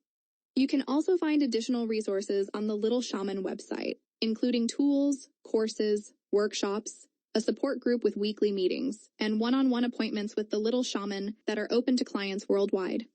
There's even an AI chatbot built and trained exclusively by the Little Shaman using her work that can answer questions 24 hours a day, 7 days a week. For more information, visit littleshaman.org. You can listen to The Little Shaman wherever you find your favorite podcasts. Hey everybody, it's Shaman Sister Sin, and you're listening to the Meditations and More podcast here on thelittleshaman.com, brought to you by shamanspiritcenter.com, Transrelational Healing, I Lived with a Monster.com, and littleshaman.org. That's me, Little Shaman. Today, I wanted to talk to you about something virtually everybody encounters when dealing with pathologically narcissistic people, and that is crazy making behavior. What does crazy mean in this context? To put it very simply, it means that someone is not in touch with reality in the sense that they don't seem to be having the same experiences that everyone else is having because they are saying or doing things that don't make any sense, either within the context of what's happening or just in general. When dealing with narcissists, people are often told that they are doing this all the time. And by all the time, we mean all the time. The gaslighting effects in these situations can be very severe and they can be nonstop. This happens for several reasons, which we're going to get into, and it can be extremely destabilizing for people. And that makes sense. If someone is telling you constantly that every single thing that happens or that you do and you say is wrong, misunderstood, mistaken, lies, a trick, fake, and whatever else they're constantly being told, most people are going to start to wonder why this is happening. And because most people approach situations in good faith and through their own paradigm, the idea that someone is lying or at the very least not seeing things clearly does not occur to them. They automatically assume, for example, that the narcissist has a legitimate reason for the things that they're saying, because why would someone say and do things without a legitimate reason? So people look at their own behavior to try to figure this out and address it. This can often become a double whammy because not only is this most people's automatic inclination, it's also what they're being told. Narcissists have an external locus of control, which means that they believe things outside of themselves dictate their experiences, choices, and outcomes. Anything that happens to them is the result of external forces. This includes their behavior, feelings, the things that they think. These are all things that are experienced by narcissists as happening to them. They are not acting, but being acted upon and then reacting to that. They're not choosing, they're not in control of anything. Things are just happening around and for and to them. Narcissists are exceptionally passive in this way, which makes them feel powerless in their own lives. This puts them into constant conflict with other people because they view the behavior of other people as controlling and malignantly impactful. Due to their extreme egocentricity, there is virtually no chance that they will be able to view external forces such as the actions of other people as having nothing to do with them personally, and due to their extreme negativity bias, there's no chance that they're going to be able to view the actions of other people as benign or harmless. That's why you not only lied, you tricked them with the intention of manipulating them for some nefarious plot and purposes. There's also often projection involved here as well. This is all extremely confusing for people. It can make them feel like they are legitimately going crazy, that they can't understand reality or what's going on, or that reality is not making any sense to them. Why did this person get upset with me because I did something that I've done 500 times before with no problem whatsoever? Why is everything I say and do upsetting this person somehow, no matter how careful I'm trying to be? Why is doing everything they are asking me to do still not stopping the conflict? How am I getting this wrong every single time? Why are they taking everything I do so personally? Why do they view everything I do as so negative? Why can't I do anything to fix this? Why are neutral or even good things being interpreted as harmful and negative? Why does this person think I am so bad? How am I causing all these problems, but I can't seem to prevent them? Why doesn't this person believe I care about them? Why does this person think that I did and said things that I didn't do or say? We were both there. And on and on and on and on.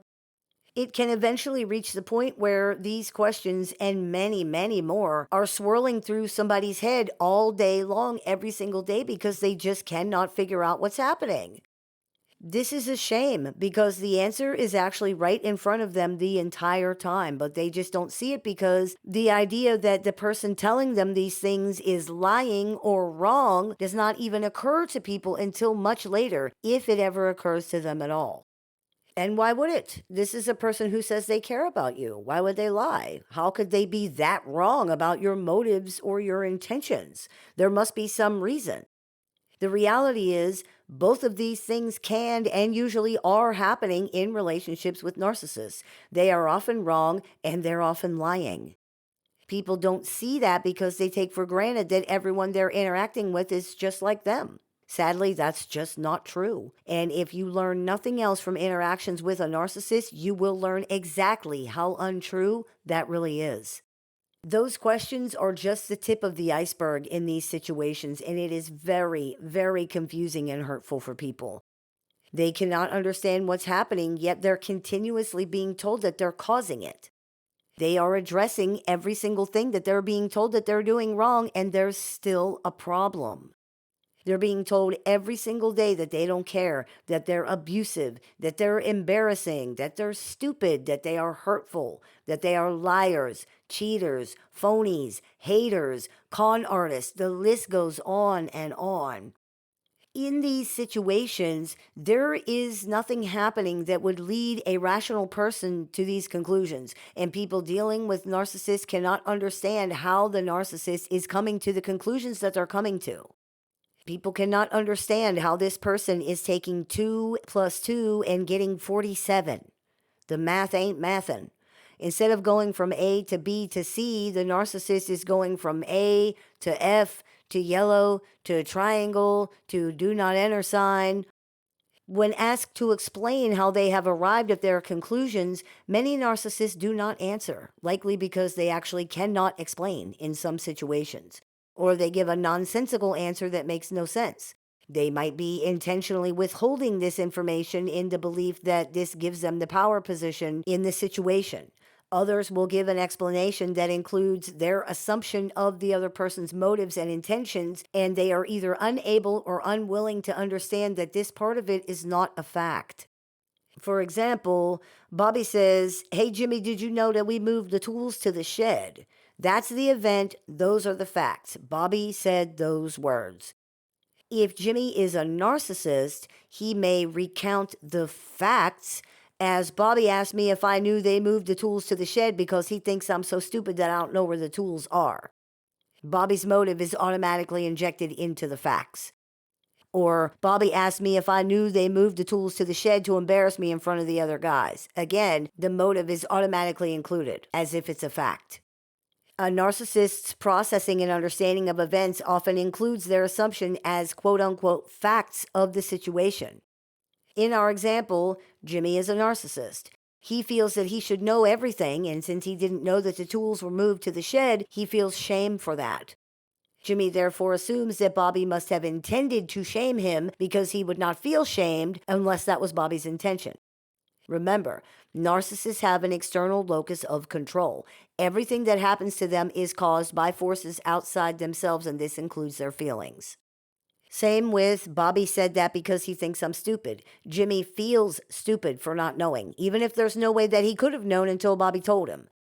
The idea that Bobby was just telling Jimmy because Jimmy might not know does not occur to Jimmy because Jimmy is a narcissist. Narcissists appear to be incapable of understanding that a person can have normal reasons for things that don't include some rotten personal motive against, toward, or somehow involving the narcissist. That just can't be. It's all projection of their own stuff onto the environment, and it includes zero understanding that other people exist separately from them and have their own motives or intentions or reasons for things that might not have anything to do with the narcissist at all.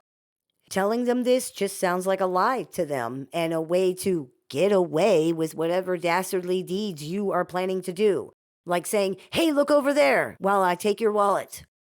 This is absurd, and for people who don't understand what's going on, it's extremely confusing, extremely upsetting, extremely painful, and extremely destabilizing.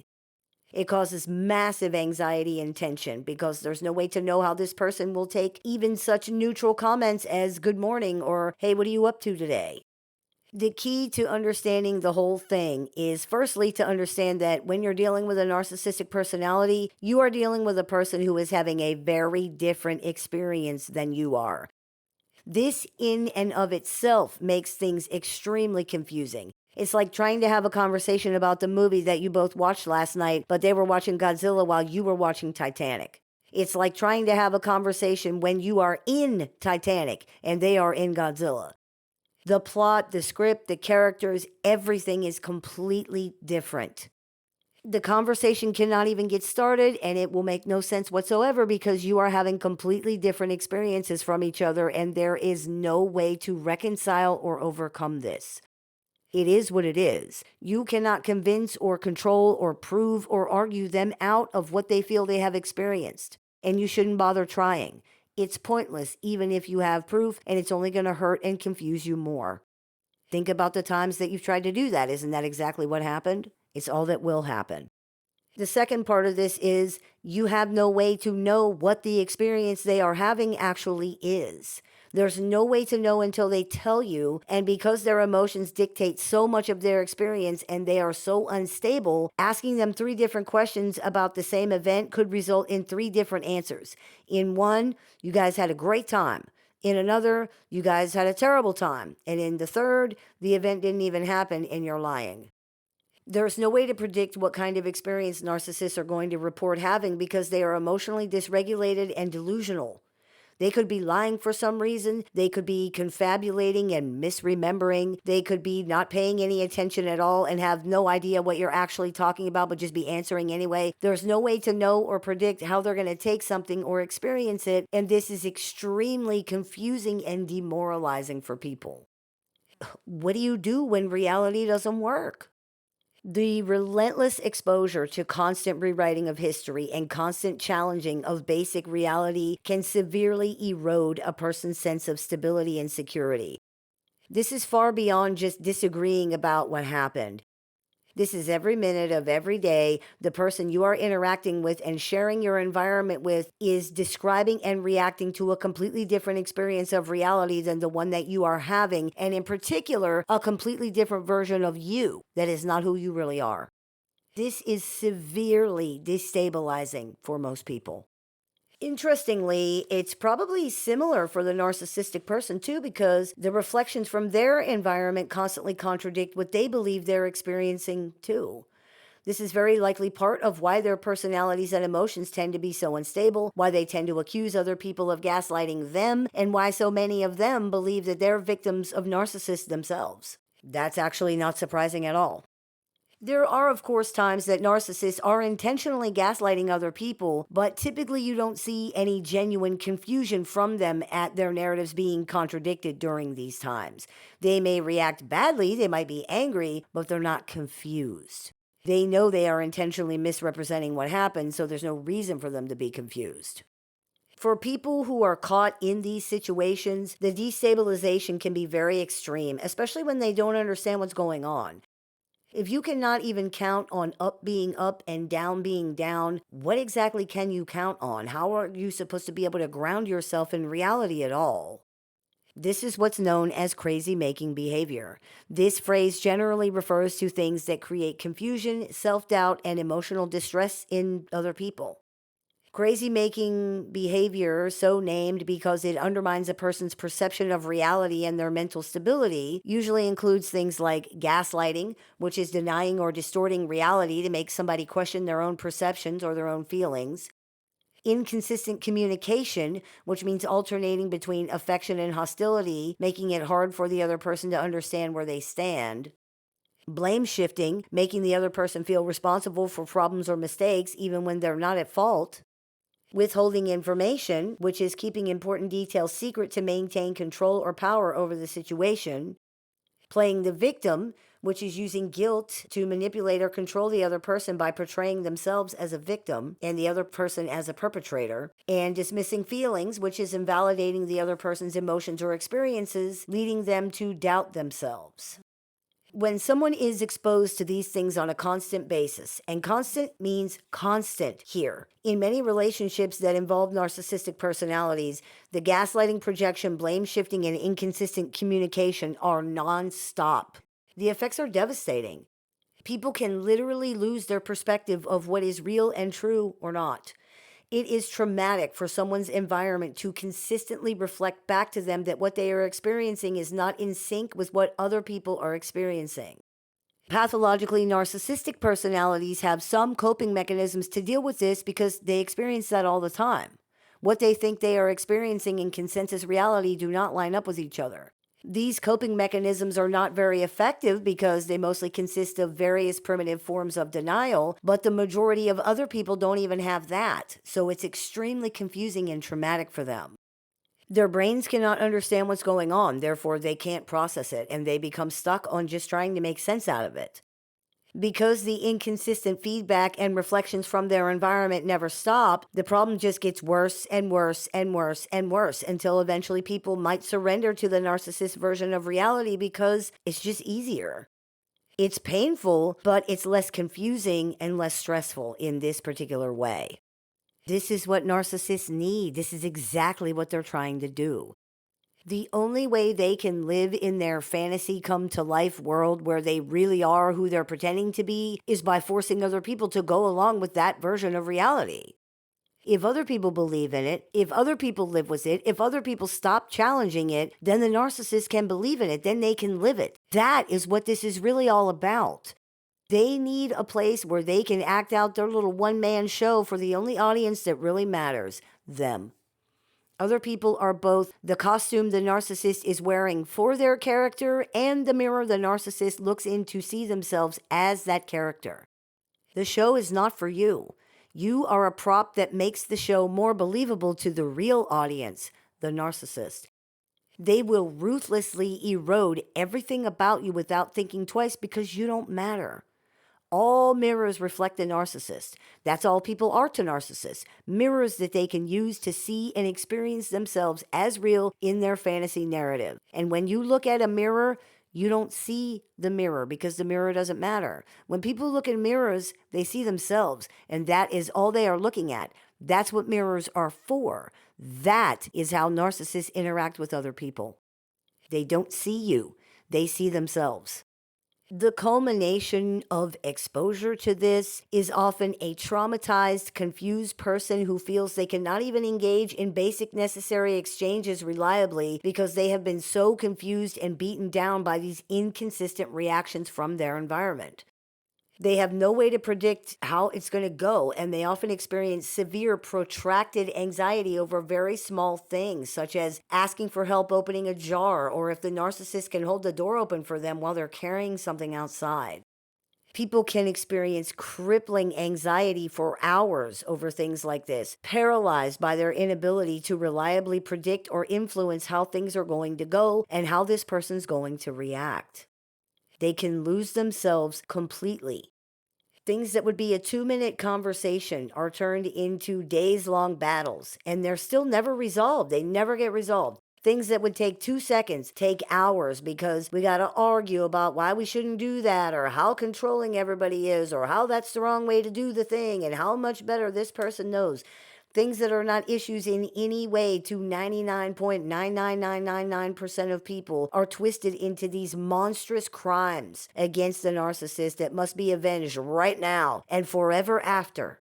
And to be clear, this is not a question of things that might be sort of contextually murky depending on the situation. This is literally stuff like asking for help to open a jar or to hold the door, and they attack and punish you for hours or even days for how inconsiderate and selfish you are for interrupting what they were doing to cater to you. And they mean that. How dare you do that? They berate you or ignore you like you don't exist until you are literally begging them to stop, and then they tell you how selfish and needy you are. Or they berate you and ignore you until you're walking out the door, and then they start screaming in rage about how you never loved them, you're so hateful and abusive. Or they start sobbing and asking you, how could you be so cruel when all they ever did was treat you so good? or they disable your vehicle, or they hide your keys, or anything else, or nothing else that you can possibly think of, including physically harming you, themselves, and or anyone else who might happen to be there. That is what living with a pathologically narcissistic person is like every single day. If they're not mistreating you somehow, they're probably ignoring you. If they're not doing that, they're probably love bombing you, which is manipulation and gaslighting and therefore counts as mistreating you. Virtually every second of every day is a roller coaster ride from hell in some way or another. And even if it isn't for a couple days, you are fully expecting it to become one at any time, so the stress and anxiety levels are still the same. These are some of the most unstable personalities on the planet, and everyone in their immediate environment is going to feel that if they are around long enough, period.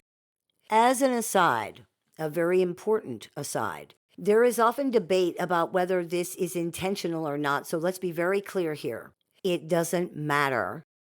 To be very frank, worrying about that is a distraction and it's a waste of time. Whether someone is intending to do something harmful to you or not has zero effect on the impact it has on you. If someone runs you over with their car, you are not any less hurt if it happened because they're so self-absorbed that they just didn't see you. It's time to stop making it about the narcissist. It's about how this is impacting you, not whether they're doing it on purpose or not. That is important, but it's for later when you're safe. It doesn't matter right now. What matters is that you have told this person the impact their behavior is having on you, and they are not stopping. You have alerted them to the fact that this is hurtful, which means that if they didn't know that before, they know it now. They're not doing anything to address it, and in fact, they don't even want to hear about it. Whether they are doing the things on purpose simply does not matter in that equation. They are doing hurtful things, and they're not stopping despite being told that these things are hurtful. That's all the information that is needed in order to understand this situation right now. I am telling this person that they are engaging in harmful behavior and they are not stopping. Now, people sometimes say, but what if they can't help it? Not that it's a lack of awareness or that it's intentional, but it's something that they can't help doing. That's actually worse in some ways. If someone cannot help doing something, I guess there's no real chance of it ever stopping, is there? They will just keep doing it no matter what, even if it kills you. Because if someone can't help it, then they just can't help it. The idea that because someone possibly cannot help repeatedly and intentionally hurting other people, that this should just be tolerated is frightening. It's exactly what narcissists want other people to believe, that the narcissist is the only person who matters, and the suffering of others doesn't matter at all so long as the narcissist gets what they want. For example, they're not capable of functioning in a relationship without harming other people, but that shouldn't matter because they want to be in a relationship, so you have to just put up with that. This is false. The other person or people in these relationships matter too, and they matter just as much as the narcissist. It is you who needs to understand and believe that, because a narcissist does not, probably cannot, understand and believe that. Again, it's time to stop making it about the narcissist. Anyone who thinks that willingly tolerating mistreatment is some kind of badge of honor or proves their loyalty or their love or anything like that needs to really think about that. They need to ask themselves why they would believe that this is an appropriate or reasonable thing in any way, especially considering it's exactly the same narrative that abusers perpetuate. That right there should tell you something's wrong. They really only see themselves in this context and in most contexts. That's the reality. If they saw you or anybody else, they would try to stop the behavior that is hurting other people or causing problems, just like you have done. It didn't work when you did it because it wasn't actually the problem, but the point is you still tried. And you did that because you care, because you do see other people. Can you say the same for them? Narcissists have serious issues. That is the truth. Psychological issues, emotional issues, perception issues, processing issues. The list is very long. They tend to lack empathy. They tend to be unable to bond in a normal way with other people. However, though these things may facilitate harmful behavior, they do not compel harmful behavior. What does this mean? It means that those things might make it easier or more attractive to choose to do things that hurt other people, but they are not forcing that choice. The narcissist is making it because they are the kind of person who does things like that. It is what it is. Once people accept this, things are a lot less confusing. You're not crazy. You're dealing with a person whose words, actions, beliefs, and everything else don't match up with each other, themselves, or consensus reality. The gaslighting will never stop. It can't stop because they are legitimately having a different experience than you are, and nothing is going to change that. There is no scenario where you can have a relationship of any kind with a person who is existing in a different reality than you are, who is having a completely different relationship with you than the one you're having with them. Part of you already knows this. Part of you knew something was wrong, has known something was wrong, and that it's something that cannot be fixed by tough conversations or some counseling. This is a serious problem, and it's the narcissist problem. If they won't do anything about it, all you can do is protect yourself. They've made their choice. Accept it and make yours. You have a lot more power here than you might think you do. Learn to use it. I hope this clears a few things up for you. As always, I look forward to your comments, questions, and suggestions, so please keep those coming. I take appointments online over the phone, via text, via messenger, via email, and through Skype and Zoom for clients worldwide. So if you are interested in speaking with me one-on-one, you can visit littleshaman.org to do that. I have several books in publication, so if you are interested in picking up a copy of any or all of those, you can visit littleshaman.org to do that, or you can find them on amazon.com. I teach workshops, seminars, and clinics. So if you're interested in seeing what we're running this month, you can visit littleshaman.org to do that. And if you are interested in joining our support group with access to exclusive content, weekly support meetings, and more, you can visit littleshaman.org to do that as well. You've been listening to the Meditations and More podcast, brought to you by Transrelational Healing, shamanspiritcenter.com, and littleshaman.org. That's me, Little Shaman. May the Great Spirit bless you. Have a beautiful day. If you've been struggling through dealing with or recovering from an unhealthy relationship with a narcissist or other toxic personality, the Little Shaman has a catalog of over 500 YouTube videos designed to support your journey from discovery to recovery.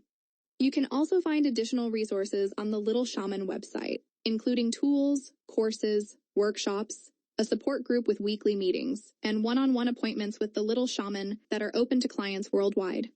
There's even an AI chatbot built and trained exclusively by the Little Shaman using her work that can answer questions 24 hours a day, 7 days a week. For more information, visit littleshaman.org. You can listen to the Little Shaman wherever you find your favorite podcasts. Hey everybody, it's Shaman Sister Sin, and you are listening to the Meditations and More podcast here on thelittleshaman.com. Just type that address in. It will take you directly to the YouTube channel. Today's episode is brought to you by Transrelational Healing, shamanspiritcenter.com, and littleshaman.org. That's me, Little Shaman. Today I wanted to talk to you about something that is very important to understand, and that is that narcissists are parasites. There is an axiom in this community that relationships with narcissists are transactional. That's true.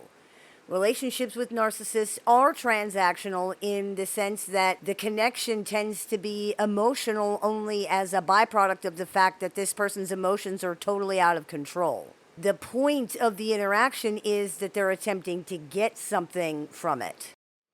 However, if we look deeper, we see that the interaction is only transactional in that sense. Transactional implies that there is an equal or at least an equitable exchange of some kind, give and take, this for that. I go to the 7-Eleven, I give the guy the money, he gives me a drink. We both agree on the parameters, we both get something from the exchange. If we don't agree on the parameters, if we can't get together on the specifics of the exchange, then there won't be a transaction. I won't buy the drink if I considered it to be too much money, and he won't sell me the drink if I don't give him what he considers to be a fair amount for it.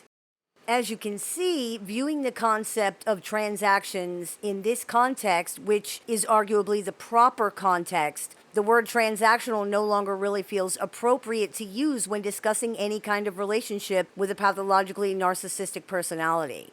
because it's not equal. It's not equitable. People do not freely and willingly agree to the terms because they don't know what the actual terms are. They have been misled. The reality is, too, that in a typical transaction, it's give and take. Both people get something from the exchange, and in general, they're satisfied with their half or their part of it. In relationships with narcissists, this is very often not the case. In many of these pseudo or quasi relationships, the narcissist does nothing but take and gives nothing in return at all. This is not transactional, it's parasitic. Parasites are not beneficial to the host. They deplete the host, gaining because the host loses. The fleas on your dog, for example, are not benefiting him in any way. They're taking from him, and that's all. He is much better off without them. They provide no benefit whatsoever, and in fact, they're harmful. They can cause anemia, they can spread disease, they can cause infections. This isn't a transaction in the way that we have defined that word. Your dog gets nothing positive or equitable out of the relationship at all. The fleas are simply feeding off of him, using him and taking what he needs for himself. This isn't malicious, as most parasitic behavior is not. It's just what they do. It's how they survive.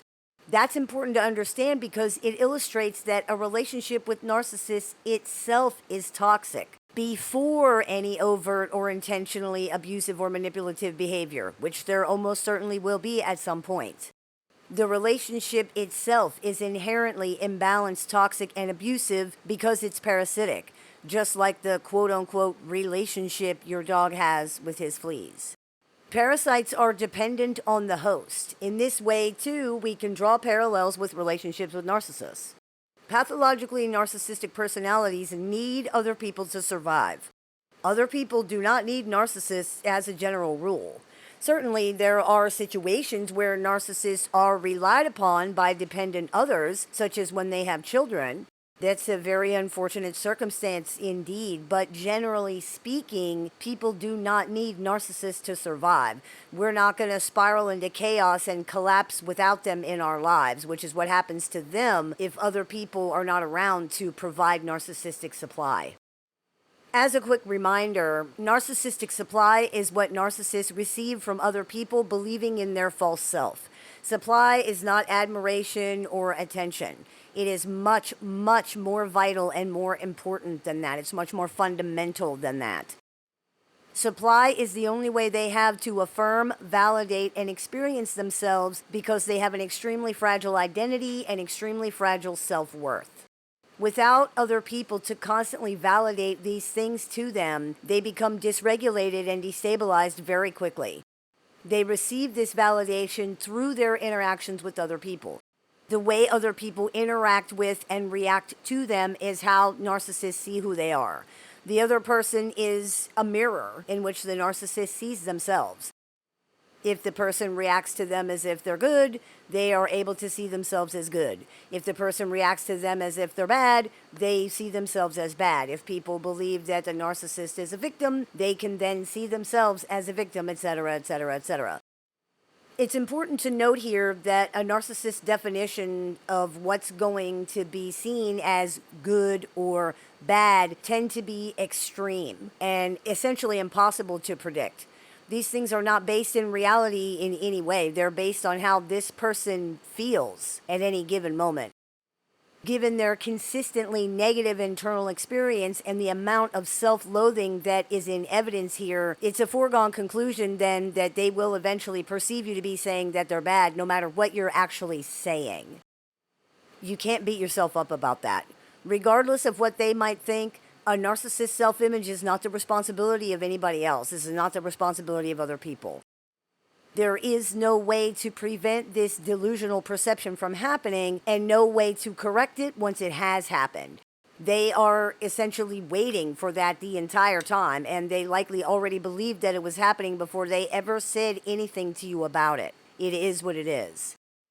These are people who are very possibly being offended and hurt by normal, innocent, harmless things that other people are saying to them hundreds of times a day and just never say a word. They let it build up until they explode with resentment and rage and self-righteousness and indignation and punishment. They might not always scream and shout about it because some of them don't, but the rage is still there and you will almost certainly feel it in some way. Narcissists going to make sure of that. Part of the frustration that people feel in these situations is that there tends to be no direct consequence for the fact that they were tricked into buying into a transaction without knowing the actual terms. In most situations, they usually have some kind of recourse. If it can be proven that they were lied to or defrauded or whatever during a transaction, that's actually a crime. But in relationships, there is none of that type of recourse for it at all. A relationship with a narcissist is a truly fraudulent transaction because it's not a real transaction at all. It's a parasitic entanglement wherein the person allows the parasitic attachment because they're unaware that that's what they're doing. They are, in fact, being told that they're engaging in a reciprocal relationship. And by the time they figure out that's not what it is, it's too late to stop the attachment from occurring.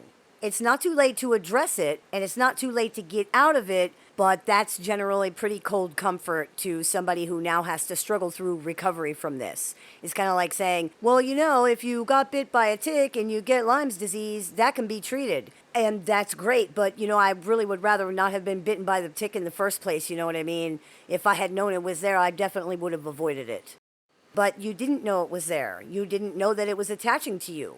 Many parasites have developed adaptations to make it so that their hosts don't notice them or don't notice them while they're attaching. They use protective coloring. They can inject secretions that make the bite less painful. They attach to areas of the body where they're not going to be readily noticed. We could argue that most narcissists do similar things. Like a magician, they keep up their patter and chatter the entire time and have you watching their right hand so that you don't notice what their left hand is doing. It's an illusion, a distraction, so that you don't see what's going on until it's too late. Now, is this a deliberate, thought-out scheme? Perhaps for some of them it's reached that level of awareness, but to be honest, it really seems like to assume that they have any real understanding of their own behavior or motives is giving many narcissists way too much credit. After all, ticks and mosquitoes and fleas don't sit down and decide to develop these adaptations or these abilities. It happened because it had to. An alligator doesn't look like a floating log because it's choosing to. It didn't do anything for that to happen. That's just how it is. That's what alligators do. It's how they live. So, does this make narcissists somehow less dangerous? Well, does it make alligators less dangerous? No, it makes them more dangerous. And as an aside, this programming doesn't excuse a narcissist's abusive behavior because they are aware that hurting and exploiting other people is wrong. They are making the choice to do so anyway, often because they believe it's going to be easier for them somehow. It actually often isn't. They are notorious for self-sabotage and causing themselves enormous problems with their stupid decisions. But reality doesn't actually matter here at all. What matters is that in that moment, to hurt or exploit other people was what they felt like they needed to do in order to feel better, or to get something, or to get something done, or to get their point across, or whatever it was, so they did it. There's no excuse for that, ever. Mark Twain once said, "It's easier to fool people than it is to convince people that they've been fooled." And the reason for that is very simple. Who wants to be a fool? As with many situations that involve fraud, people who have dealt with narcissists often feel stupid, foolish, taken advantage of, ashamed, and that's understandable, but it's unfair and it's misplaced. There's no shame in trusting somebody, in giving people a chance. A person is not a fool for not seeing something they didn't know they're supposed to be looking for. They're not an idiot for trying to care. You see, this has nothing to do with intelligence. It takes no intelligence to lie to people, or to jerk them around, or to make up a bunch of stuff that's not true, or to be a shady, scheming person. You didn't get fooled intellectually. Your trust was broken. These are very, very different things, and trust has nothing to do with intelligence. This is about being a decent person, and that is never something to be ashamed of. If you're dealing with a narcissist in your life, be sure to understand the true nature of these relationships. They're parasitic. These personalities genuinely cannot care about other people. They're just not built that way. They can attach, they can enmesh, They can become obsessed, but they can't bond to other people the way that you can. They can't care about other people the way that you can. It's just not how it is. Understanding this really helps with setting your expectations for interactions that you're forced to have with this person and protecting yourself. That is really the most important thing. I hope that clears a few things up for you. As always, I look forward to your comments, questions, and suggestions, so please keep those coming. I take appointments online, over the phone, via text, via messenger, via email, and through Skype and Zoom, clients worldwide. So if you are interested in speaking with me one-on-one, you can visit littleshaman.org to do that. I have several books in publication, so if you are interested in picking up any or all of those, you can visit Amazon.com or find those also on littleshaman.org. I teach workshops, seminars, and clinics, so if you're interested in seeing what's running this month, you can visit littleshaman.org to do that.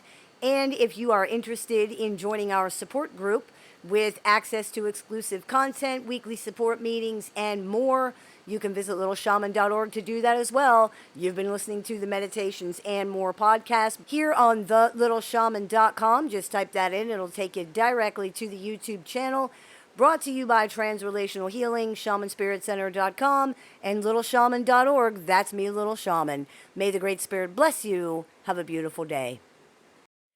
Hey everybody, it's Shaman Sister Sin, and you are listening to the Meditations and More podcast here on thelittleshaman.com, brought to you by ShamanSpiritCenter.com, ILivedWithAMonster.com, and LittleShaman.org. That's me, Little Shaman. Today, I wanted to talk to you about something that is absolutely crucial to understand when dealing with pathologically narcissistic personalities, and that is that narcissists cannot see you. When people meet each other or when they have interactions, they carry an image of the other person in their mind. Depending on the relationship or how well people know each other, this image is usually incomplete and somewhat fantasized, either positively or negatively. Even when we get to know people pretty well, our image of them remains incomplete just because you can never truly know another person. However, it is usually informed by what we have seen this person do, what we have heard them say, this kind of thing. Because of that, our image of them will evolve over time as we get to know them better and see more of who they are. For example, we might have thought one thing about someone when we first met them and then changed our opinion over time. Or when we first met a romantic partner, we might idealize them as perfect at first, but then we gain a more realistic understanding of who they really are over time. This is normal in relationships and is a natural part of them. Narcissists are not like other people in many regards, but especially in this one. The images that they hold of other people tend not to be informed by what they have seen and heard from the other person in any rational or realistic way, and the image is generally static in the sense that it doesn't grow or evolve with new information and understanding. Information that they receive which does not fit into this image is either seen as unimportant and ignored, or it's seen as completely incompatible and incongruent, which results in a completely new image being created. This happens because narcissistic personalities have enormous difficulty with whole object relations. Whole object relations are what it's called when we can see contradictory qualities about something, but we still understand it as a whole thing. For example, Amelia is a kind, loving person, but she has a temper. Or Bob is a great guy, but he can be kind of obnoxious. Or, that job is really fulfilling, but man, it takes a lot of my time. When someone understands whole object relations, they understand that something can have contradictory qualities or characteristics. Narcissists do not understand that. They view the world through a very black and white binary lens. Something's either good or it's bad. And if it's good, then it has no bad qualities whatsoever. And if it's bad, it has no good qualities whatsoever. Good people never do bad things. Bad people never do good things, ever. Bad is bad. Good is good. That's it. If you do something that narcissists see as bad, and their definition of bad is extremely broad, then you're no longer good at all. You are now bad, all bad, and you would do any other bad thing under the sun that people can think of. If you would make a lighthearted joke, you would try to kill them. You are now the worst sort of person who has ever lived. Because of the idealized fantasy image they had of you in the first place, which was not based in any way on who you actually are, they now feel tricked and lied to by you. You don't match this fantasy image they have. You're fake. You're a liar. You're evil. You tricked them. You were so good, but it was all an act, and now you've been revealed for who you really are. Their idealized good image is now erased. It is replaced by one that depicts you as bad, as an enemy, as the devil. You are now the bad guy. This happens because they never had a realistic image of you in the first place, because they cannot understand whole object relations, because they are intensely self-loathing, they're paranoid, and because they have an extreme negativity bias. This means they give more weight to things that are perceived as negative. They give those things more importance. Their perspective is extremely distorted anyway, and this distorts it even more, making normal things you do appear to be harmful or dangerous or threatening in some way. The relationship, no matter what kind of relationship it is actually doomed from the start because of this, because no matter how kind and nice and caring you are, they will eventually take something wrong and automatically assume that you were intending to hurt, offend, upset, embarrass, or otherwise harm them.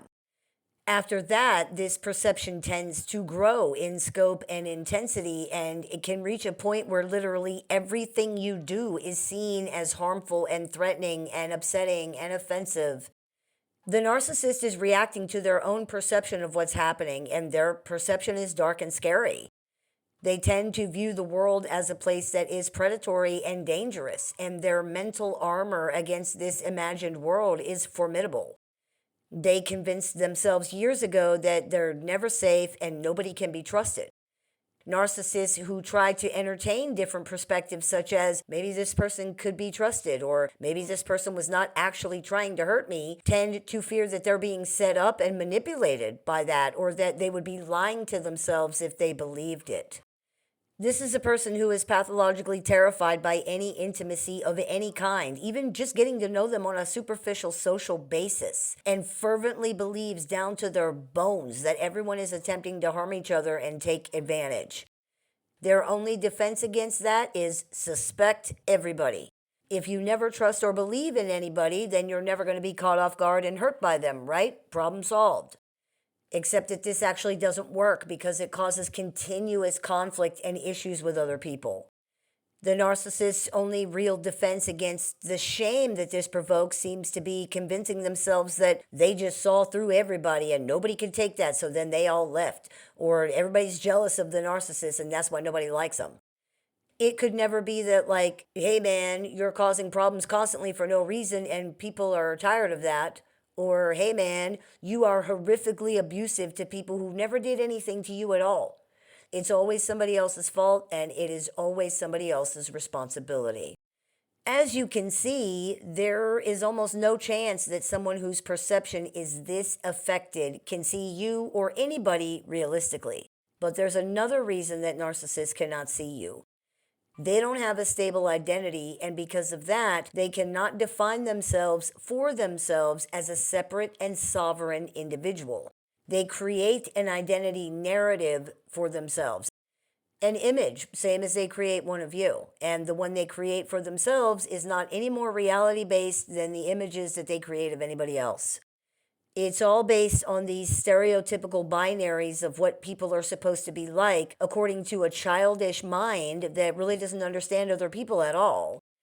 If you think of how fairy tales present human beings to children, the villains are very, very bad and the heroes are very, very good. There are not usually any nuanced characters in fairy tales because this is how children can understand both the story and the wider world.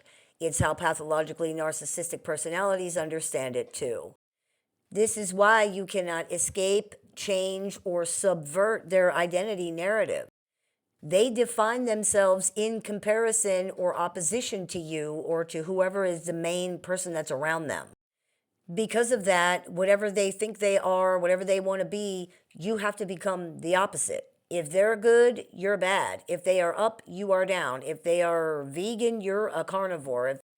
That's another reason the relationship is doomed from the beginning. Not only do they do this, they tend to believe that everybody else is doing it too. That's why they accuse people of arguing with something just because the narcissist said it, or of disliking things just because the narcissist likes the things. This is not only projection, it's a tell. They believe that you are defining yourself in opposition to them. That's why their only side in an argument might be, no, this is what you really said, and this is what you really mean. It's not even a side. They're just taking what you said and flipping it around. They do not have a side or a position at all in these situations. It's just, you said this, and this is why you're wrong.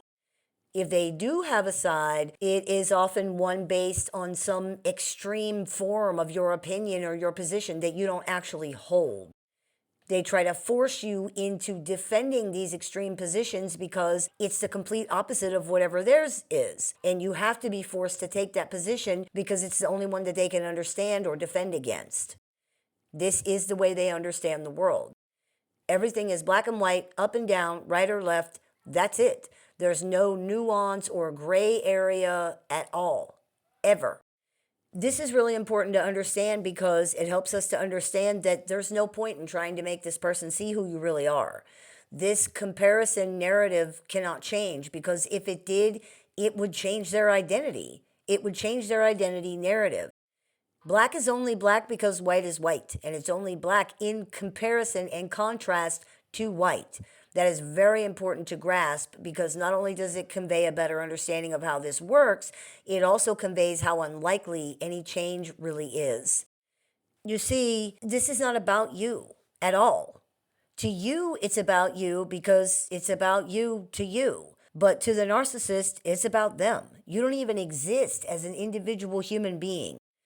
They genuinely and legitimately cannot see you for who and what you really are. And if you look at your interactions with them, you will see that. You are a living construct that they can identify themselves against, and that's it. Their understanding of people is extremely binary and stereotypical. Like in the movie The Breakfast Club, when Brian wrote that essay to Mr. Vernon, you see us as you want to see us, in the simplest terms and the most convenient definitions. This is that on steroids, and through a genuinely childish, genuinely delusional lens. This is not getting to know another person. This is the creation of a character in their mind that looks like you and has your name. That's it. It may very well not resemble you at all in any other way. That's why these relationships are so damaging. You're living in a reality that does not match your lived experience or what you know about, like, literally anything. It's like you're a puppy, but you're being interacted with and treated as if you're a crocodile. And this happens every second of every day, no matter what you do. That messes with people's heads after a while, even if they know it's bogus. It really does. No one can live in an alternate reality without it affecting them somehow, and the effects of this can be extreme. People can start to legitimately lose their perspective of reality because they are constantly confronted with a reality that makes no sense, and nothing changes about it no matter what they do. If they're nice, if they're mean, if they're chill, if they're intense, if they're loud, if they're silent, if they are honest, if they lie, if they try to get along, if they don't try to get along, if they do what they're asked, if they do whatever they want, literally nothing they do matters. It changes nothing in the end. The narcissist in their lives still sees them the same way no matter what happens. This is an upsetting, painful, but ultimately liberating realization. If it doesn't matter what you do, that means you can stop killing yourself to try to meet this person's demands, because it's not going to matter anyway. You can stop walking on eggshells to try to prevent upsetting them, because it doesn't work. It's not going to work. It's their problem, and there's nothing you can do about it. Them blaming you or trying to hold you responsible for it does not change that. It doesn't make you to blame. It doesn't make you responsible. If I insist that you are to blame for an earthquake and you should have prevented that somehow, that doesn't make you responsible. It makes me wrong and possibly crazy. It's the same thing with this. Someone saying that you're responsible for their emotions and or their emotional reactions is wrong. We have a responsibility to the emotions of other people, but we are not responsible for them. That means we have an obligation to consider them reasonably and fairly in the things we do and say. You're not supposed to go around intentionally hurting people's feelings or being mean to them. We are not responsible for how they feel or for how they react to how they feel. This is especially true in situations where how someone reacts could not have been predicted, such as them getting offended over things that are normal or basic or harmless. We can hear them out and we can take responsibility for our own actions, such as explaining that we didn't mean something to be offensive or that we were unaware of their feelings on the topic and things like that. We can express regret or be apologetic that our words hurt them. We cannot, however, take responsibility for their emotions, and we are not responsible for how they react to those emotions. That is what narcissists want you to do, and they want to punish you. We each have a choice regarding our reactions, and whatever we choose is up to us. It's not someone else's decision, therefore, it's not their responsibility either. If someone hits you, for example, and you hit them back, that was your choice. They're not responsible for your decision to do that, and you don't want them to be because that would mean they're controlling you. You're a grown adult. You control yourself. We could argue they should have expected that was going to happen, but it's still your choice to do it. They didn't make you hit them just like you didn't make them hit you. This is something abusers cannot understand, for example. They insist that the things they do were all caused by other people, and therefore these things are not their responsibility. This is false. They provoked me is not a defense in court, and it never will be, because we are all responsible for the reactions that we choose. Thinking you have a good reason for doing something or thinking that someone deserves it to happen to them doesn't make it not a choice or somehow not your responsibility now. The realization that anything you do in an interaction with a narcissist ultimately doesn't matter because it won't change anything also forces us to confront the uncomfortable but ultimately liberating truth that what other people think of us does not define us. Because look, this person believes that you are something completely outside of what you actually are, and it has not changed you into that thing. It never will. Belief has no impact on reality. It can impact how people perceive reality, but not reality itself. Believing a $1 bill is a $100 bill is not going to change it into one.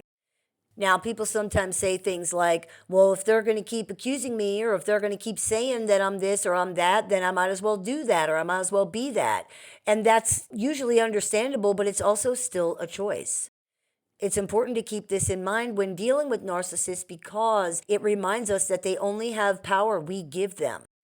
As adults, we alone dictate what we will do. They have no power over that at all unless we give it to them, and we shouldn't. The reality is, the pathologically narcissistic personality does not see you as a human being. They don't see you at all. They see a character they created to look like you that they can define themselves and spin their identity narrative against, and this is how they interact with you forever. Love bombing, for example, is often the first indication of this, where a narcissist's proclaimed overly positive idealized image of you does not resonate with who you really are.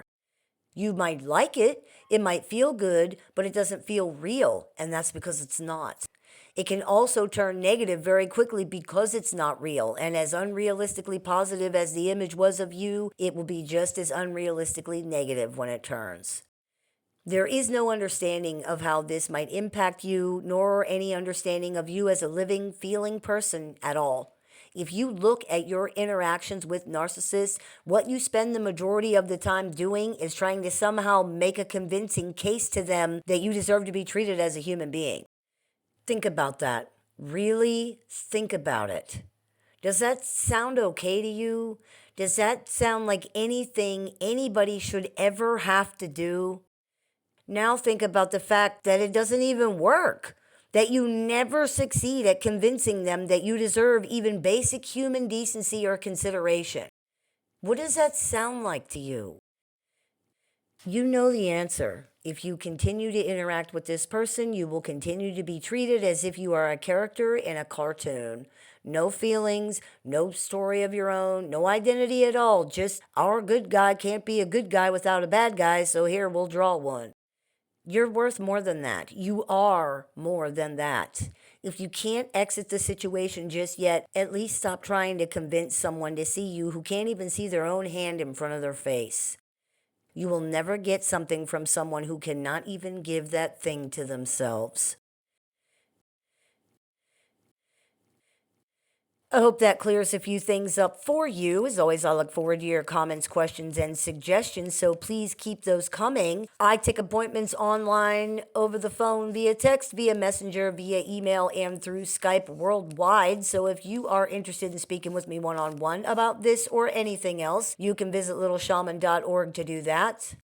If you are interested in telling your story on our new series, I Lived with a Monster, you can visit ilivedwithamonster.com to do that. I have several books in publication, so if you are interested in picking up a copy of any or all of those, you can visit littleshaman.org to do that or find them on amazon.com. I teach workshops, seminars, and clinics, so if you are interested in seeing what we are running this month, you can visit littleshaman.org to do that. And if you are interested in joining our support group with weekly support meetings, access to exclusive content, and more, you can visit littleshaman.org to do that as well. You have been listening to the Meditations and More podcast brought to you by shamanspiritcenter.com, ilivedwithamonster.com, and littleshaman.org. That's me, the Little Shaman. May the Great Spirit bless you. Have a beautiful day. If you've been struggling through dealing with or recovering from an unhealthy relationship with a narcissist or other toxic personality, the Little Shaman has a catalog of over 500 YouTube videos designed to support your journey from discovery to recovery. You can also find additional resources on the Little Shaman website, including tools, courses, workshops, a support group with weekly meetings, and one-on-one appointments with the Little Shaman that are open to clients worldwide. There's even an AI chatbot built and trained exclusively by the Little Shaman using her work that can answer questions 24 hours a day, 7 days a week. For more information, visit littleshaman.org. You can listen to The Little Shaman wherever you find your favorite podcasts. Hey everybody, it's Shaman Sister Sin, and you are listening to the Meditations and More podcast here on thelittleshaman.com. Just type in that address and it'll take you directly to the YouTube channel. Brought to you by Transrelational Healing, shamanspiritcenter.com, and littleshaman.org. That's me, Little Shaman. Today I wanted to talk to you about something a lot of people wonder about when dealing with narcissists, and that is, do they just get away with their terrible behavior forever? The short answer is no, they do not. Even if you never see anything befall them that you would feel is fitting for what they've done, the reality is they're not getting away with anything. These are extremely unhappy, empty people. They don't really feel the satisfaction you might imagine that they would at getting away with something. Many of them are also extremely paranoid too, so the reality is they might never truly feel safe or feel like they've gotten by with anything, even if they actually have. People often feel that narcissists are getting away with stuff because they want the narcissist in their lives to face consequences or to have repercussions that are directly related to what was done to them. Many people want to be the one pulling the switch, as it were. That may not happen, but the truth is, that doesn't mean narcissists are not facing consequences for their behavior. For example, you want this person to hurt? They do. You wish this person would suffer? They do. You wish this person would be miserable? They are. You want them to never find happiness? Don't worry, they won't. All the things that you wish to happen to this person or you feel like would be fair are already happening to them and have been for years. In a very real way, that's why they are the way that they are. It's why they do the things they do, why they use people the way that they do, why they have no empathy for the pain and suffering of other people.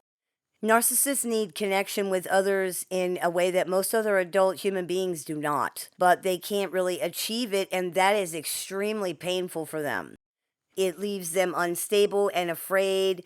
Worse, they don't understand why it's happening, which means they can't address it or stop it. So it just keeps happening over and over and over again.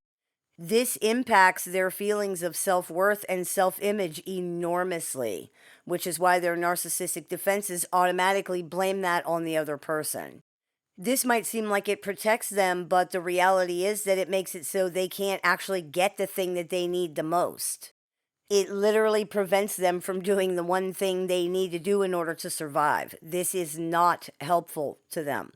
In fact, it slowly but surely ruins their lives. People dealing with younger narcissists might not believe that, but it is the reality of the situation. And if you look at older narcissists, a lot of times their lives will prove that to you. Sure, they can make superficial connections, but that's not what they really need. They can't get what they need because they can't bond or connect with anybody else. This is very destabilizing and causes a lot of stress for them, regardless of who they're able to blame it on, because even if they can blame it on other people, they still can't get what they need to stabilize and regulate themselves. Physically, studies have shown that narcissists feel more stress than people who are not highly narcissistic, and that the stress is more impactful on them. They are prone to all stress related illnesses and diseases such as heart disease, high blood pressure, stroke, things like that. They're also more prone to develop dementia and Alzheimer's. This is likely, at least in part, due to the fact that their only real coping skill is denial and ignoring things, which of course does not work. Sometimes people take issue with that, saying that, the victims of narcissists are prone to stress related illness. Yes, they are. That doesn't mean that narcissists are somehow not. Anybody who has ever dealt with a truly pathologically narcissistic personality knows that these folks torture themselves just as much as they torture everybody else, maybe more. They are miserable, miserable people. That's one of the reasons they do it, in fact. That's why they torture other people. They need somebody else to take their own misery out on. They got to have somebody to blame that on. Imagine the burden of always needing to be right, of never being able to make even a silly mistake, of being so paranoid, of never being able to trust anybody, including yourself, of always trying to suss people out because you can't understand really anything about them, of not knowing how to navigate even a simple conversation, of always needing to find this sinister motive against you, of constantly needing to presuppose and jump ahead 5 spaces to what you think everybody is going to do and say so that you don't get caught off guard or taken advantage of thinking any second it's just all going to come crashing down, of feeling that you literally will not survive if people don't see you the way that you need them to see you. Now imagine that all of these fears and many, many more are constant, never ending, and always amplified to 11 because you cannot regulate your emotions in any way. This is on top of the constant pressure and stress to present yourself to the world in such a way that nobody knows this is all happening every single second inside of you. The misconception is that because narcissists don't have empathy, because they typically don't feel bad for what they do to other people, this translates to never feeling bad at all. That's false. Someone not feeling guilty for what they do to you doesn't mean they're just going around feeling happy all the time. Feeling bad for other people is not the only way a person can feel bad.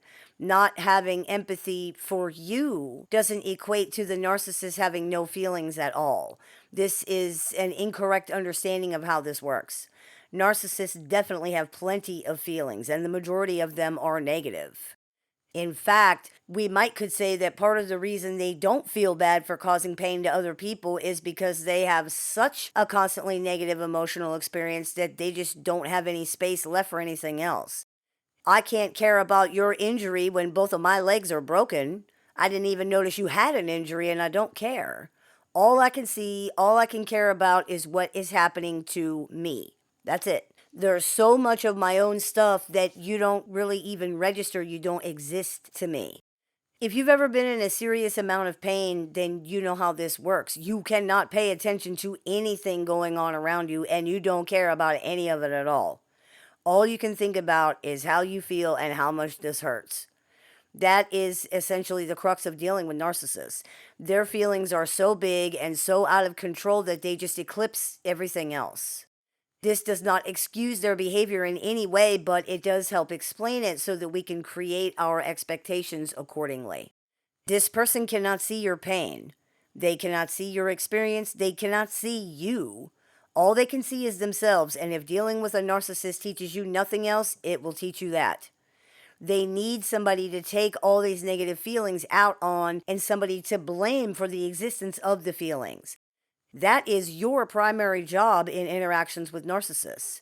Expecting anything else will result in disappointment, at the very least.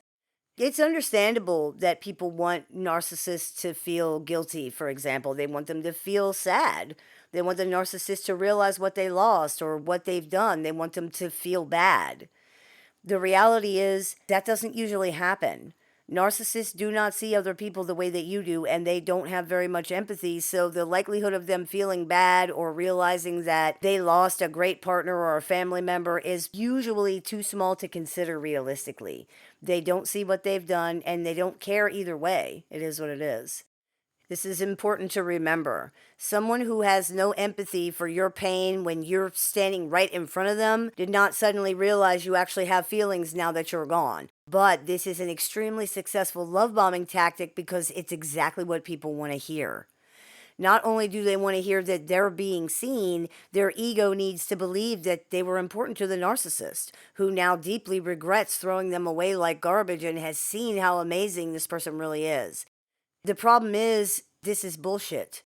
This person does not see you for who you are, and they never will. Their relationships are nothing but interactions with fictionalized images of other people that they carry around in their minds. Dennis Rader, the BTK killer, admitted that he would take pictures of women, put them on these little index card things, and write details and stats and lives for these fictional women on the cards. Then he would drive around with the car in the passenger seat, pretending to be on a date with them or otherwise spending like some kind of time with them. This is a tangible, real life manifestation of what narcissists are doing in their minds already, all the time. They do not see you as you really are. People who are pathologically narcissistic are not capable of that. Being away from you caused them to re-idealize you to some degree, and that's all it is. They need something from you, essentially. Your ego cannot compete with theirs in this arena. They are playing a much different game than you are, and by very, very different rules. If you try to play their game with their rules, which is the only way you can play their game, you automatically lose. That's how the game works.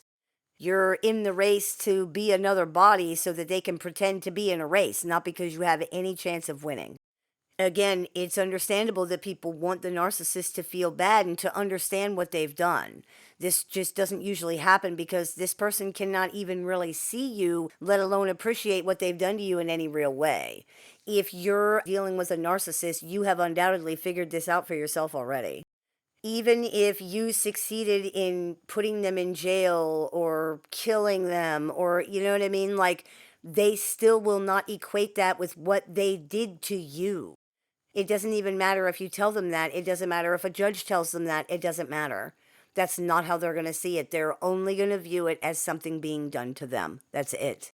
However, this does not mean that they just get away with all the things that they've done. Far from. This person is being punished every day and in ways that are much worse than anything you could do to them, to be perfectly honest with you. They are being attacked from the inside all the time and misreading it as coming from other people. They turn against everyone eventually and turn everybody against them. They will never know peace or happiness or love or even a moment's safety, ever. They do not bond, they do not trust, they don't even know who they are, and they never will. They will continue to sabotage themselves and their own efforts for the rest of their lives, never being able to understand that they are their own problem and therefore never being able to fix that. They will keep losing jobs, friends, relationships, parts of themselves, whatever else they're losing now, and it's only going to get worse as they get older. Now, lots of people say that that's not good enough for them. That's understandable, but it also seems sometimes like a misunderstanding of how miserable an existence these people really have. To those who feel like, this hasn't happened to the narcissist yet, just wait. It will. It already is. It doesn't matter if you can't see it, it is already happening. Not only are they under internal attack all the time, but they lost you, and they will continue to lose anybody who truly cares about them eventually. The reality is, These personalities tend to self sabotage continuously. They will be in situations where they could get exactly what they need, situations where they could achieve absolutely everything they want, and then they will systematically go on to ruin every single one of these for themselves at some point, over and over and over again. This is worse than anything any other person could do to them because they're doing it to themselves and they don't realize it, which means it's just going to keep happening over and over and over. And if you've known any narcissists for a period of years, you know that to be true. You've seen it. They simply cannot hold on to anything. Even if they can capitalize on something for a time, things generally don't work out for them in the end because most pathologically narcissistic people are not able to function successfully for any real period of time. In situations where they appear to be doing so, it's typically because there are other people helping to create that impression or taking up the slack. Generally speaking, this does not last. These personalities typically just are not capable of sustaining the functioning required to be successful in really most things for any true length of time. Their deficits are too big and too fundamental. They just keep getting in the way. People often say that the narcissists in their lives seem carefree as if they have the world by the tail. They're in happy new relationships or great jobs and everything just seems to be coming up roses for them. It certainly seems that way, doesn't it? Almost like somebody really, really wants everybody to think that, isn't it? Funny how with all these great things happening, this person is still the same rotten, nasty abuser they always were. Weird, right? Happy people don't behave that way. Ever. Happy people aren't abusers. They're not full of rage. They don't believe that they're victims. They don't constantly accuse and doubt and distrust other people. They don't obsess over all the wrong things they believe have been done to them. Just saying. Remember, just because what you want to happen to them didn't happen to them does not mean nothing has happened to the narcissist. Don't fall for the act. These personalities are not happy people. They are not carefree. They are miserable, terrified, unhappy, insecure. It's important to understand that narcissists are not getting away with much at all, using most people's definition of that phrase. Their lives are fake, unhappy, stressed out performances of the same desperate act over and over again that eventually doesn't work on anybody anymore and never really works on them, the true audience for this tired play. They will never get what they want. They will never get what they need. They will never experience even half of the positive things that most people will emotionally, and they will never know why any of these things don't work for them. They go through life feeling victimized, cheated, persecuted, screwed over, unloved, worthless, mistreated, held back, and worse. Good fortune is completely wasted on them. They might not feel guilty for what they've done, but they have not gotten away with it. Their lives are more miserable than yours will ever be because you can recover. You can feel love. You can feel happiness. You have the capacity to trust. These folks don't, and barring some kind of miracle, they likely never will. They are stuck for the rest of their lives with the person they absolutely hate the most, themselves. And at the end of the day, there's nothing they can do about it. That is worse than anything you or anybody else could ever do to them. I hope this clears a few things up for you. As always, I look forward to your comments, questions, and suggestions, so please keep those coming.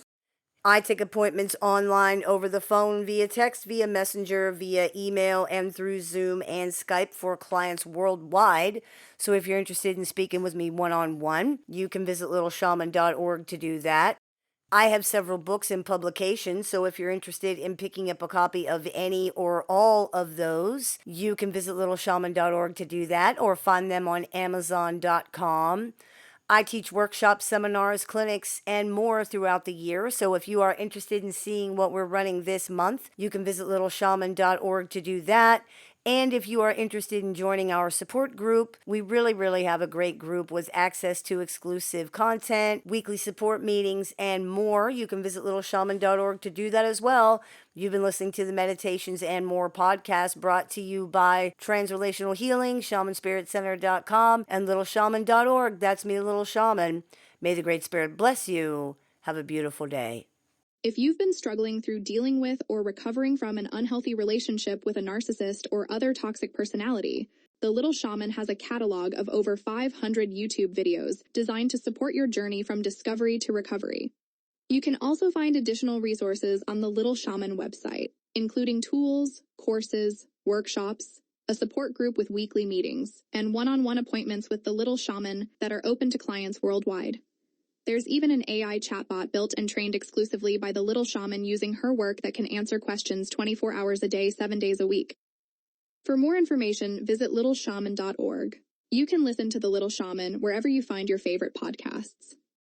Hey everybody, it's Shaman Sister Sin, and you are listening to the Meditations and More podcast here on thelittleshaman.com, brought to you by Transrelational Healing, shamanspiritcenter.com, and littleshaman.org. That's me, the Little Shaman. Today I wanted to talk to you about something that is often not understood very well regarding pathologically narcissistic people, and that is that those who are truly pathological have no true self to speak of, not in the way that we think of that phrase. The phrase true self in the context of pathological narcissism is a little bit of a misnomer, and it can create an impression about the structure of the narcissistic personality that doesn't really appear to be correct. To say that a narcissist has a true self can lead to the impression that there is, in fact, a whole and fully formed identity in the narcissistic personality structure, and that this is being intentionally hidden, the way that wearing a Halloween mask intentionally hides a person's true and fully formed face. That's not really what's going on with narcissists, although it's often how it ends up in a way, so I thought we could talk about that for a little while. To be clear, narcissists do wear masks after a fashion, a disguise, so to speak, but that's not really because they're hiding a true self. The disguise is meant to function as a true self. It's not like wearing a mask to hide your true face. In other words, it's more like wearing a mask because you don't have a true face. It's like wearing a mask instead of a face. This is one of the reasons narcissists are such good superficial mimics, for example. When you don't have a true face, it's much easier to put on the face of somebody else. The lack of a stable, cohesive identity in the narcissistic personality structure is what is responsible for this phenomenon. A person's true self is their actual identity, who they really are underneath all of the social and whatever other identities and roles that they inhabit. Most people have a different sort of face that they present publicly. Nothing so drastically different from who they truly are, of course, but most people behave differently, for example, around people they just met versus people they have known for years, or at the public library versus in their own home. It's not about being phony or pretending to be somebody other than you are. It's just that most people need to feel comfortable enough to relax and be more of themselves. Again, most people's public face is not much different from their private face. When there is a big difference, that is when we tend to see more problems in a personality. Why? Because human identity needs to be stable and cohesive in order to function correctly. It isn't supposed to be fragmented and compartmentalized into multiple different parts and personas. If it is, that usually indicates problems with that personality.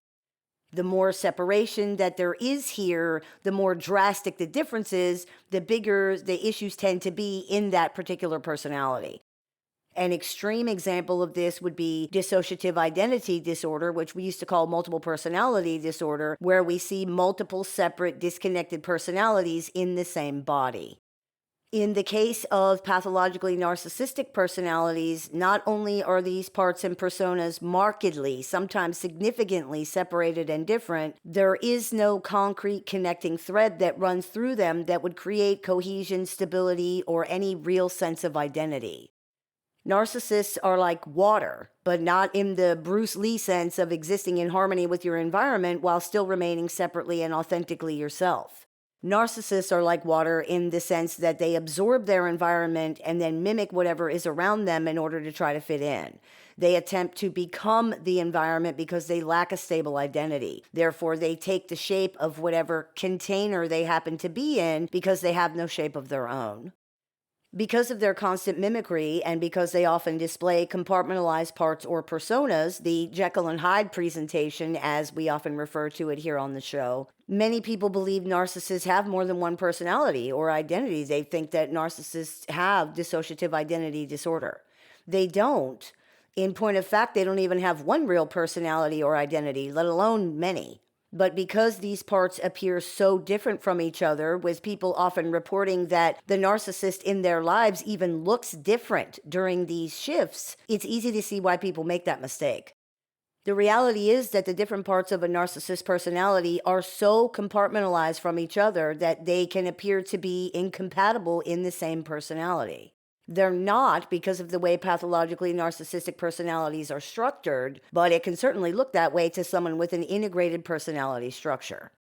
Barring that assessment, the multiple personality assessment, and because these parts compartmentalize mainly along black and white binaries such as good and bad, people often believe that the narcissist is intentionally hiding their quote bad side and that the quote bad side is actually their true self. The reality is actually both much more complex and much simpler than that. The number one defense mechanism used by narcissists is denial. We see this in virtually all of their behavior in some way. Denial of reality, denial of who they are, denial of who you are, denial of impact, of awareness, of everything. This binary compartmentalization of their quote bad qualities is really just another example of denial. They don't like these things, so they try to psychologically and emotionally ignore them, to banish them. These are not usually actions or anything as concrete as that. These are more things like anger, jealousy, fear, vulnerability, shame, anything they perceive as a negative emotion or state of being that would make them uncomfortable. Because denying things doesn't make them go away, these things, of course, do not stay banished. And because the narcissist ignores, avoids, and denies their existence, they exist completely unchecked. This results in tsunamis of these emotions whenever they come because they've never really been addressed in any way. The narcissist has never learned how to address or regulate them at all. Their response to these things is to ignore and deny them. That's why they tend to deny the existence of these things even when it's really obvious. I'm not angry, as if you somehow misunderstood being screamed at for 4 hours. That's also why these so often show up as uncontrollable rages and tantrums. This person has never learned how to deal with or control them in any way, so they're gigantic. They just take over. Remember, too, that even if the narcissist in your life expresses these things in a cold way versus in a hot way, it's still what it is. Passive aggression is still aggression. Someone who gives you the silent treatment for weeks or tries to destroy your reputation to other people behind your back is acting outrage. Don't ever mistake that for anything else, no matter how it comes out. These things absolutely are aggressions toward other people. Because these negative emotions and things are compartmentalized so completely away from most of the other things in the narcissist's limited framework of understanding about themselves, whenever these things show up, they can be shocking. They transform the narcissist into what seems like a different person. In the face of this tidal wave of emotion, a lot of times whatever limited ability a narcissist might have to engage in rational thinking is essentially obliterated. They are pure emotion screaming itself out into your face in some way or another. This is when any person is at the most dangerous, and narcissists are no exception to that, especially because this can not only show up just out of a clear blue sky, but it's showing up in a person who was never even suspected of anything remotely resembling what people are now seeing from them. It's shocking, it's scary, it's confusing. And because it's all of these things and more, we attempt to make sense out of it the only way that we can. Dr. Jekyll and Mr. Hyde cannot possibly be the same person. Simply not possible that these things coexist in the same personality. Therefore, one of them is fake. And why would anybody pretend to be a raving, abusive lunatic? This means the bad side is the true self, right? You would think so, and many people do, but it's only because they are starting with the assumption that there's a whole true identity here in the first place. In people who are truly pathologically narcissistic, there isn't.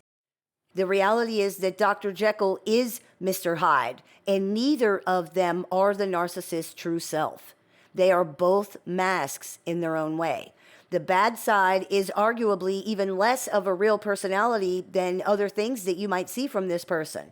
Often it is literally just raw emotion with a voice. It is the screaming ego of a primitive personality that cannot regulate itself because it's too immature. That's not to say that narcissists are not intentionally hurtful and sneaky and liars and all the rest. They absolutely are. But these things don't indicate an identity. They're just collections of behaviors grouped together in categories of good or bad. The good side of them is what they've cobbled together as an image of who they would like to be or think that they need to be. The bad side is all of their perceived bad qualities, bad experiences, bad emotions locked in a closet that's about to explode open any second because everything in there is so huge and so out of control. Both of these things, the good side and the bad side, exist as a reaction to the fact that this person has no true self. If they had a stable identity, there would not be a need for such strict and rigid compartmentalization in the first place. The fact that they have flaws or negative qualities or negative emotions or negative anything would not be so overwhelming for them. This is why they need narcissistic supply. As we have discussed in other episodes, what's actually being supplied to the narcissist is a self-image, an identity. They see themselves through the eyes of other people, and this is how they're able to experience themselves. If they had an identity, if they had a so-called true self in the way that we mean that when we say it, they would not need that reflection from other people. That's why they need supply and why their personality generally experiences collapse if they can't get it. Without some kind of identity, a human personality cannot function. Your identity grounds you in reality, in the world. Imagine if you woke up and you didn't know who or what you were. How scary would that be? What would life feel like? Now imagine that you're in that state all the time for your entire life. You have never known who you are because there is no you. All you have are the things other people think or say that you are. You only exist as an image in other people's minds. If that were true, you would be looking for yourself in the face of every person that you see. And that's what narcissists are doing. This is something that we see in very small children. They have no real self-concept or identity, and they have no ability to create any self-worth. They rely solely on input and reflections from caregivers to form these things. If the caregiver is loving and treats the baby as if the baby is very important, if they give a reflection that the baby is good, for lack of a better word, the baby starts to form a positive image and opinion of itself. If a caregiver is inconsistent or even neglectful and abusive, if they treat the baby, if the reflection they give is that the baby is not important, the baby does not matter, as if the baby is, quote, bad, again, for lack of a better word, the baby starts to form a negative image and opinion of itself. This is exactly what narcissistic supply does for adults who are pathologically narcissistic. Their self-concept and self-worth is completely reliant on external input, on input from other people. This is why not receiving the reflection that they're looking for is so traumatizing for them, and why it results in the reactions that it does. This is why they're willing to harm or betray people in order to get that. For example, if your narcissistic significant other does not like the reflection of themselves that they're getting from you because of the way that they have treated you and the way that you now see them, they may very well go somewhere else to find a better one. This could be done by finding another person to flirt with or sleep with so that they can see themselves as a good, desirable person through somebody else's eyes. Or it could be accomplished by telling other people that you are actually the abuser or the whatever so that they can see themselves as the victim through another person's eyes. That is what all of this is about, how they need to see themselves. You are being used here, and so is anybody else who gets dragged into it.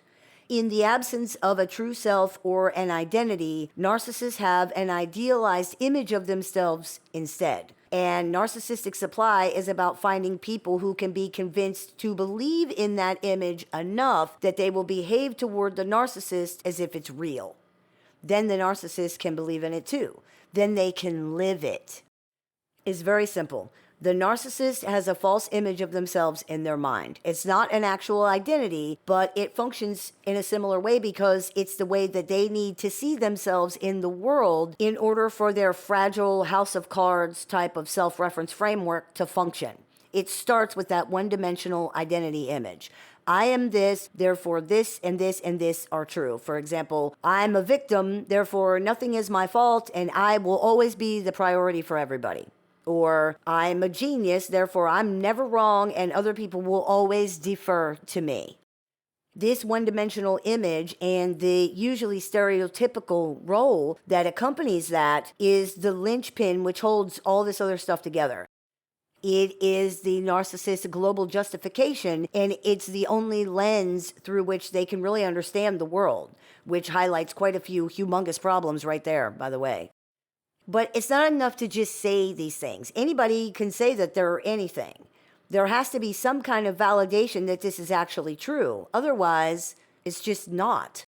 Since narcissists cannot actually be the thing that they think they need to be with any consistency or stability, that's where you come in. You and all the other people that a narcissist interacts with. When you react to this image as if it's real, when you interact with the narcissist as if this false image is really who they are, when you validate that they actually are a victim or a genius or whatever, you make that image real for them. You are reflecting back to them this false idealized image of themselves. Now it's not just a false idealized image. Now this is who they really are because someone believes it. Someone interacts with them as if it's a fact, as if that's who they really are. Finally now, everything makes sense for them and everything lines up the way that they need it to line up.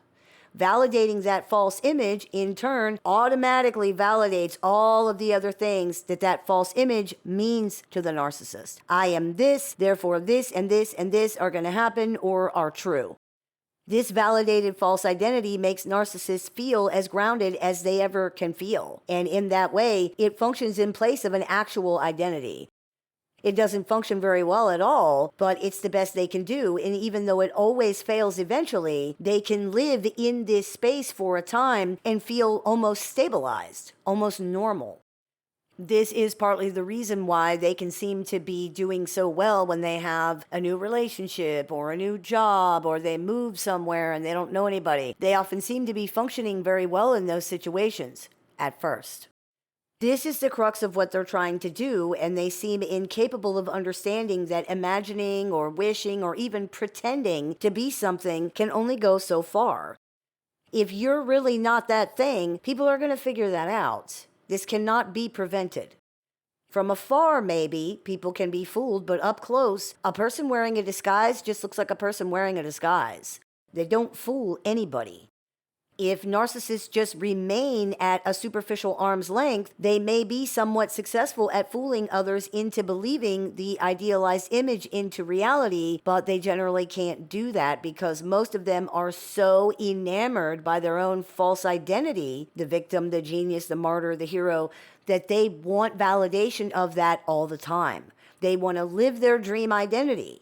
They have to come closer and closer and closer and get more and more and more until now the jig is up. Now you can see them up close, which means that you can see they are not who you thought they were. Like in the story of Icarus, who flew too close to the sun on wings of wax and fell into the ocean and drowned. The narcissist is so entranced by the supply, the reflection they are receiving that validates, essentially creates this idealized identity that they overreach, eventually exposing themselves and basically destroying the illusion that they want to live with their own childish greediness. This will happen to them over and over and over again with different people and in different scenarios because their lack of a true self drives them to seek identity through other people in this way. It always falls apart because it's false. It isn't enough to just make people believe something initially. Belief does not make things real. You can believe that you have $1 million in the bank. That doesn't make it real. Because this is not a real identity and because this person does not have one, the whole production is doomed from the start. It's doomed from the very beginning. Once people see through the facade, narcissists feel extremely, even brutally betrayed by that. They thought they finally found somebody who would never let them down in this way, and now here you come, you did it anyway. There is no ability on their part to understand this is all their own fault, it's all their own doing. Ironically, they might even call you a liar or a phony, insisting that you misrepresented yourself or that you tricked them somehow. What has actually happened is that when you saw what they needed you to see, you were perfect in their eyes because their image was perfect in yours. Now you see them differently and they can't tolerate the reflection of themselves. It's traumatizing and excruciatingly painful. Once again, they can't see themselves. Once again, they have to fight against the terrible, horrible, negative emotions that are just waiting in the wings, or worse, the truth of what they really are. Now you're a betrayer. Now you're the enemy. Only the most evil or cruel or stupid or careless or whatever person on the planet would do something like that. The reality is they've done it to themselves. The absurd caricatures that most narcissists create as identity roles for themselves are so one-dimensional and binary that nobody could ever live up to that in real life. People are multifaceted and multidimensional. Even narcissists are multifaceted and multidimensional. But because they cannot integrate all of these things together in a cohesive image of themselves, this is what you get. A stilted, stereotypified, shallow, one-dimensional persona that operates along one directive or storyline and can't stand up to any scrutiny at all. Sometimes people ask, well, but why do all that? Why don't they just be the person that they think they need to be? And first of all, of course, the answer is because they're just not. But also, identity is not just about doing. Identity is about being. They try to do the doing, and it doesn't work because they can't do the being. They lack the ability to really be anyone. To put it very simply, it's kind of like asking a person without a car why they're taking the bus when they could just drive, or asking why a person with nowhere to live doesn't just go home. They don't because they can't. They would if they could, but they can't, so they have to do this instead. It's not a real identity. There are background bit part characters in second-rate TV shows that have more depth and development than these binary one-dimensional persona images have, but it's the best they can do. It's important to remember, too, that even though in many ways the deceit here is intentional, it's also inherent to the process. In other words, this phenomenon is not something that narcissists are doing just because they want to do it. They do it because this is what their mind has to do in order to function, because it doesn't have an actual identity. There is no true self. It has to try to find or make one somehow, and that's what this is. It's just as automatic as the way that your mind works. Us being able to understand or explain it to each other doesn't mean that narcissists learned it somewhere or they're putting out this step-by-step intentional program. This is just what they do. It's just how they work. And don't forget, you're not the only person they're trying to deceive. You're actually not even the main target of the deception here. The person who needs to believe in the false image of the narcissist is the narcissist.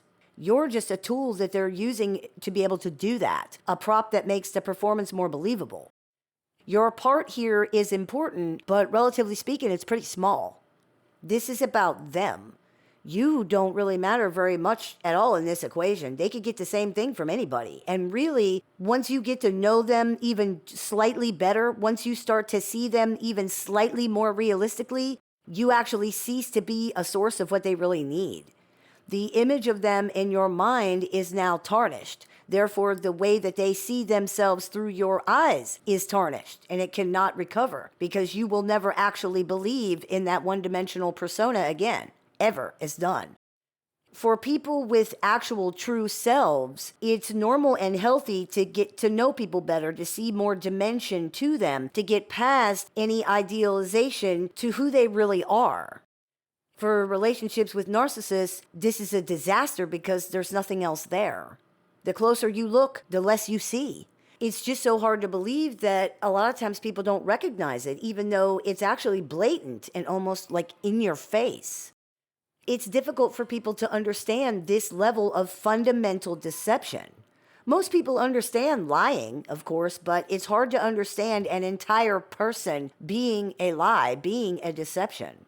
Like, how can that be? This is part of why people often talk about, for example, seeing behind the mask of the narcissist. They want to believe that they saw something real. But did they? Can you see something real in an image where nothing is real? If you see behind a mask, but all you saw was another mask, does that actually count for anything? Does it mean anything at all? People want to believe that there is a true self there because the alternative is that there's really nothing there at all. This can be hard for people to take, but it's important to understand because it helps us see what this really is. This person, whoever you think they are, is not really there. In many ways, the image you have of them in your head is all there really is to them as far as your relationship with them is concerned. That's why in different relationships, they can seem like a different person. A different image of them in someone else's head is now at play. If you don't believe that, push all of your images and projections aside and just look. Just listen. Observe them objectively and see what you find. How much depth, how much dimension, how much authenticity, how much originality, how much anything do you actually see? The pathologically narcissistic personality is not a whole and complete person in many respects. This person is essentially a cluster of intense emotions and fantasies that never concretize into anything real beyond that. It is you who has arranged them into something tangible. It is you who has believed them into something concrete. Stop doing that. Stop projecting. Stop filling in the gaps. Stop expecting to see this or that. Stop looking for such and such. Just stop all of that and really look at what's actually there. You'll see it.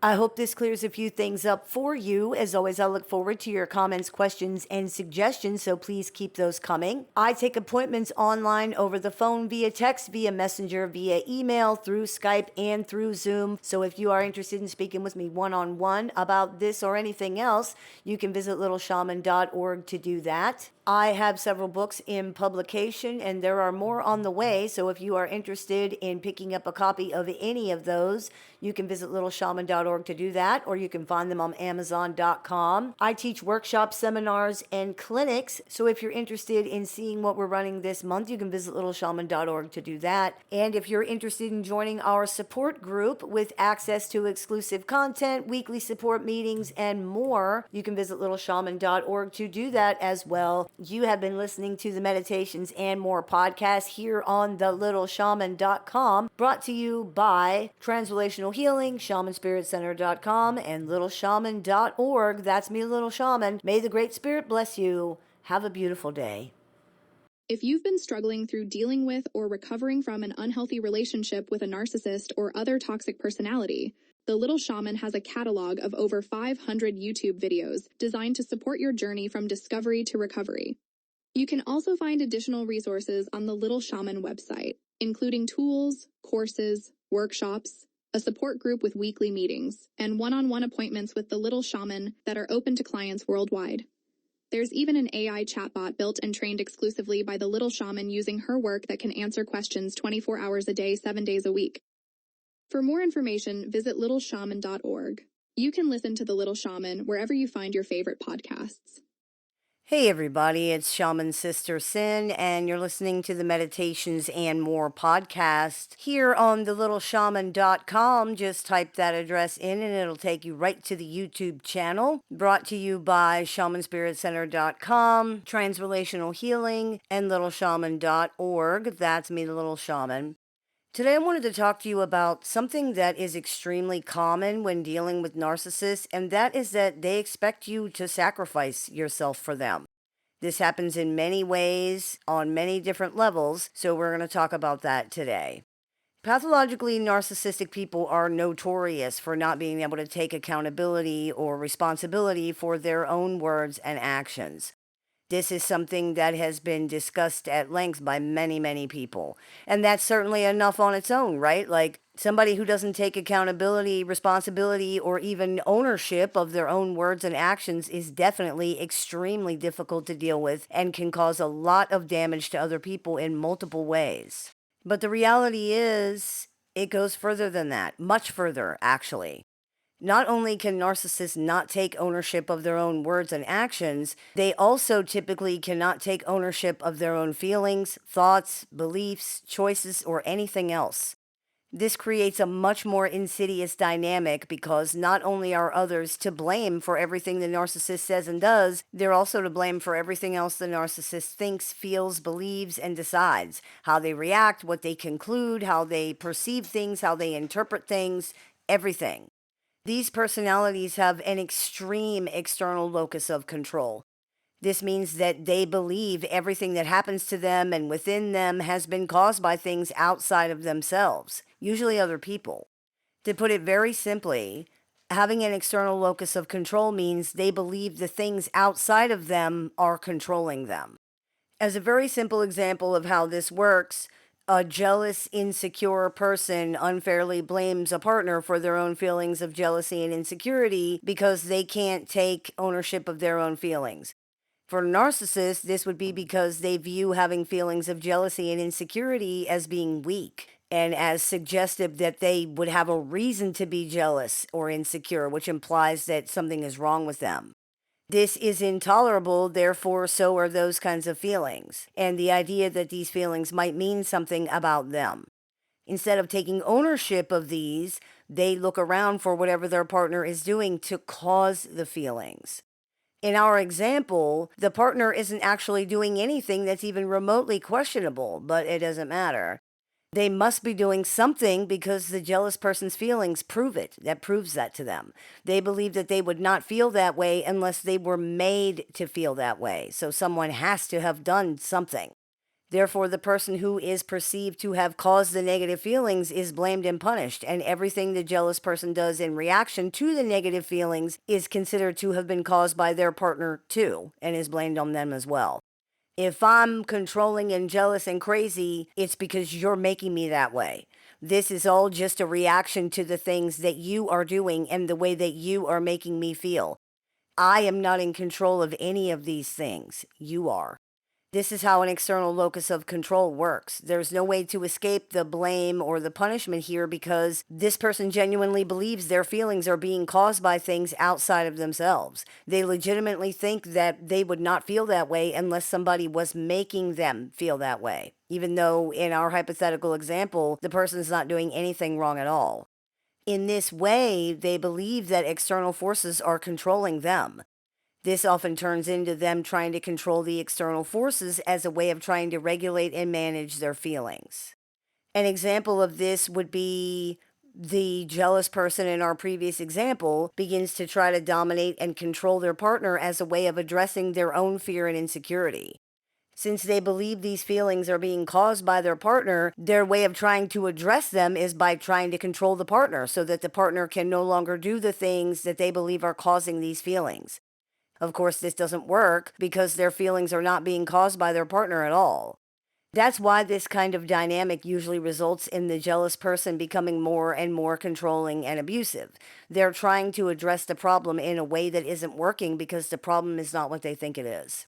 They get more and more extreme with their controlling and abusive behavior because their fear and anxiety and insecurity are not going away.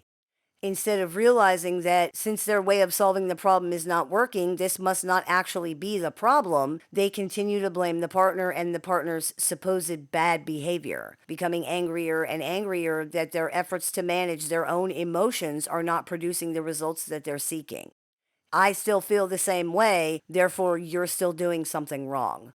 And by the way, that's not referring to all people who are jealous, we're just talking about an example. This is important to understand because it explains why trying to appease narcissists by twisting to a pretzel and exhausting yourself trying to do what they want doesn't make things any better, because that's not the problem. They think it is, they're telling you that it is, but it isn't. That's why doing the logical things to address it doesn't work. When the logical things to do to address a problem don't work, maybe the problem isn't what you think or are being told that it is. If your car stops going and then so you think it's out of gas, you go get some gas to put in it, but the car still doesn't start, obviously that's not the problem. It's the same thing here. The things you're doing are not working because they aren't actually addressing the problem. You can't address the problem at all because it's not your problem, it's theirs. The problem is, this kind of person generally cannot see that. And if they ever could, they wouldn't admit it, even to themselves. The shame is too great. And we're not talking about normal shame, such as the kind that you feel for doing something wrong or hurting other people. This is disproportionate, toxic shame for being defective and worthless and useless. This sounds extremely dramatic and overblown, and it is, but it's what happens when narcissists are forced to face the fact that they've done something wrong, been incorrect, made a mistake, or in any way did not come across as perfect. They simply cannot tolerate that. The shame is paralyzing. It's life-threatening to them in a very real way. This type of shame causes dysregulation on a level that probably cannot be understood by people who have stable and developed identities. Narcissists have nothing to combat this shame with, nothing to fight back against it with at all. It just engulfs them, and this is extremely dangerous for them, life-threatening, as we said, and often not just for them. That's why they have an automatic defense against it, which is, to put it very simply, that nothing is ever their fault. Ever. They automatically deny. They automatically project. They automatically dump their shame on you. They automatically shift the blame to you. They automatically perceive things in a way that holds them blameless and faultless, always. They have an external locus of control, as we discussed, and they generally have very limited self-awareness and very little ability to self-reflect. They are pathologically egocentric, which means they believe that they are always the center of everything and also the only important thing in any equation. This is crucial to understand. Not the most important thing, the only important thing. Believing that you're the most important thing implies that you at least understand that other things and people have some kind of value. You just think that yours is better, yours is bigger, yours is greater. That's not the case here. Pathologically narcissistic people are unable to understand that other people matter at all in the way that most people can understand that. Their pathology precludes it. They're like a baby who cries for hours and hours because they're bored and crabby, with no empathy or understanding or consideration at all of the fact that the mother has a fever of 103 and is throwing up every hour from the flu and hasn't slept for 6 months. The mother is simply expected to do for the baby no matter what the cost is to herself or anybody else. The baby's not being selfish. It's not capable of understanding that anyone outside of itself truly exists or has needs. It's not even really capable of understanding its own existence. It simply knows it has needs and those needs need to be met. The end. This is normal for babies. It is horrendously toxic and abusive in adults, which is where we get to the sacrificing part. Because of all the things that we've been discussing here and more, narcissists expect you to sacrifice yourself for them all the time on multiple levels. Because you don't matter, and they do, because they will face life-threatening shame if they're forced to acknowledge any failure on their own part. No matter how small or silly or stupid it is, you are expected to take the responsibility, ownership, and blame for everything. Everything. The things they do, say, think, feel, believe, the choices they make, the failures they end up having, everything. And this is about having an external locus of control, yes, but it's also more than that. It's more insidious than that, because many narcissists will expect you to take the blame even when they admit that they know you didn't do it. You're just supposed to do it anyway because they matter and you don't. This is not even a question of priorities. You're not even on the list. In order to protect their fragile sense of self so that they don't go into narcissistic collapse, they need you to essentially martyr yourself for them. This shows up in many ways, from the very subtle to the extremely blatant. Everything from gaslighting you to flat out telling you that you need to admit something or agree if you want things to be okay. This is especially common in situations regarding blame for abuse. In order for them to regulate themselves, they cannot be to blame for anything ever. That just sends them into a tailspin. They are so fragile that even something as silly as making a small mistake is blown up into huge proportions in their mind. This is why you often see such ridiculous reactions to such small stuff, and why they also never let you live down any honest mistakes that you make. There are no mistakes. To them, this is a critical failure of intolerable magnitude. It cannot be allowed to stand. There's also some element of being glad that they were not the one who got caught slipping, too. Because they cannot be to blame for anything, they need you to be, because somebody has to. There can't be no bad guy at all. That's why you are always the instigator or the liar or the idiot or the abuser or the whatever, because it can't be them. They need this to be true because of the binary black and white way that they perceive things. If it's not true, if it's not you, that means it's them. They are the liar or the idiot or the abuser or the whatever. It also means that their behavior can't be justified. If that happens, then they're no longer the punisher righting wrongs on the side of justice or the valiant hero slaying the dragon. They're an abuser hurting somebody who did nothing wrong. They're not righteous. They're not a victim. They're simply harming someone who's innocent. Most narcissists just cannot live with this image of themselves. Therefore, it has to be true that you did the thing, or you said the thing, or you feel the thing, or whatever. To that end, many narcissists launch acute campaigns of interrogation and gaslighting against people that last for hours, days, and sometimes even longer. They might bring up the same thing every day for years, trying to get the other person to admit it. They harass, bully, attack, intimidate, threaten, and more in the hopes of getting the other person to take the blame and admit what an awful, selfish, cruel, stupid, lying, manipulative, crazy, whatever person that they are. They will do whatever they can to make this happen, and it becomes a living hell for the person on the other side of it. Unfortunately, many people get so beaten down and terrorized by these relentless campaigns that they end up admitting that they did things when they didn't, just because they want it to stop. Some narcissists will even say that. Just admit it and it'll stop. Just admit it and everything will be okay. Or they might say something more subtle but just as manipulative and abusive, such as, I can't feel heard until you agree that everything I'm saying is true. Or, you won't admit how much you hurt me. You don't care about me. It's very common for narcissistic personalities to claim that they are not feeling heard, validated, or understood, when in actuality, what they want you to do is agree with their narrative or their interpretation of events. The reason why you won't agree, of course, is because it's not true. Now, many narcissists will deny this is what they want, but no matter what you do to show them that you understand, that they're being heard, or to validate their feelings, it's not enough. It isn't even enough to let them have their own perception without arguing, like, fine, okay, good, you think that. They need you to agree, to confess to the crimes that they're accusing you of so that they can exonerate themselves. It cannot be overstated that you should never do this, ever. Just like in any other situation, giving a false confession does not end the punishment. It justifies and validates it, which makes it much, much worse. There is no reason to ever believe that confessing to something you did not do will make punishment stop. Now you've justified it. You've admitted it, which to a narcissist means you deserve everything you get. Now you're on the hook for the crime even though you didn't do it. Now you're deserving of the punishment for it, and you have agreed with that by admitting that you did it. Nothing is ever going to get better in that situation.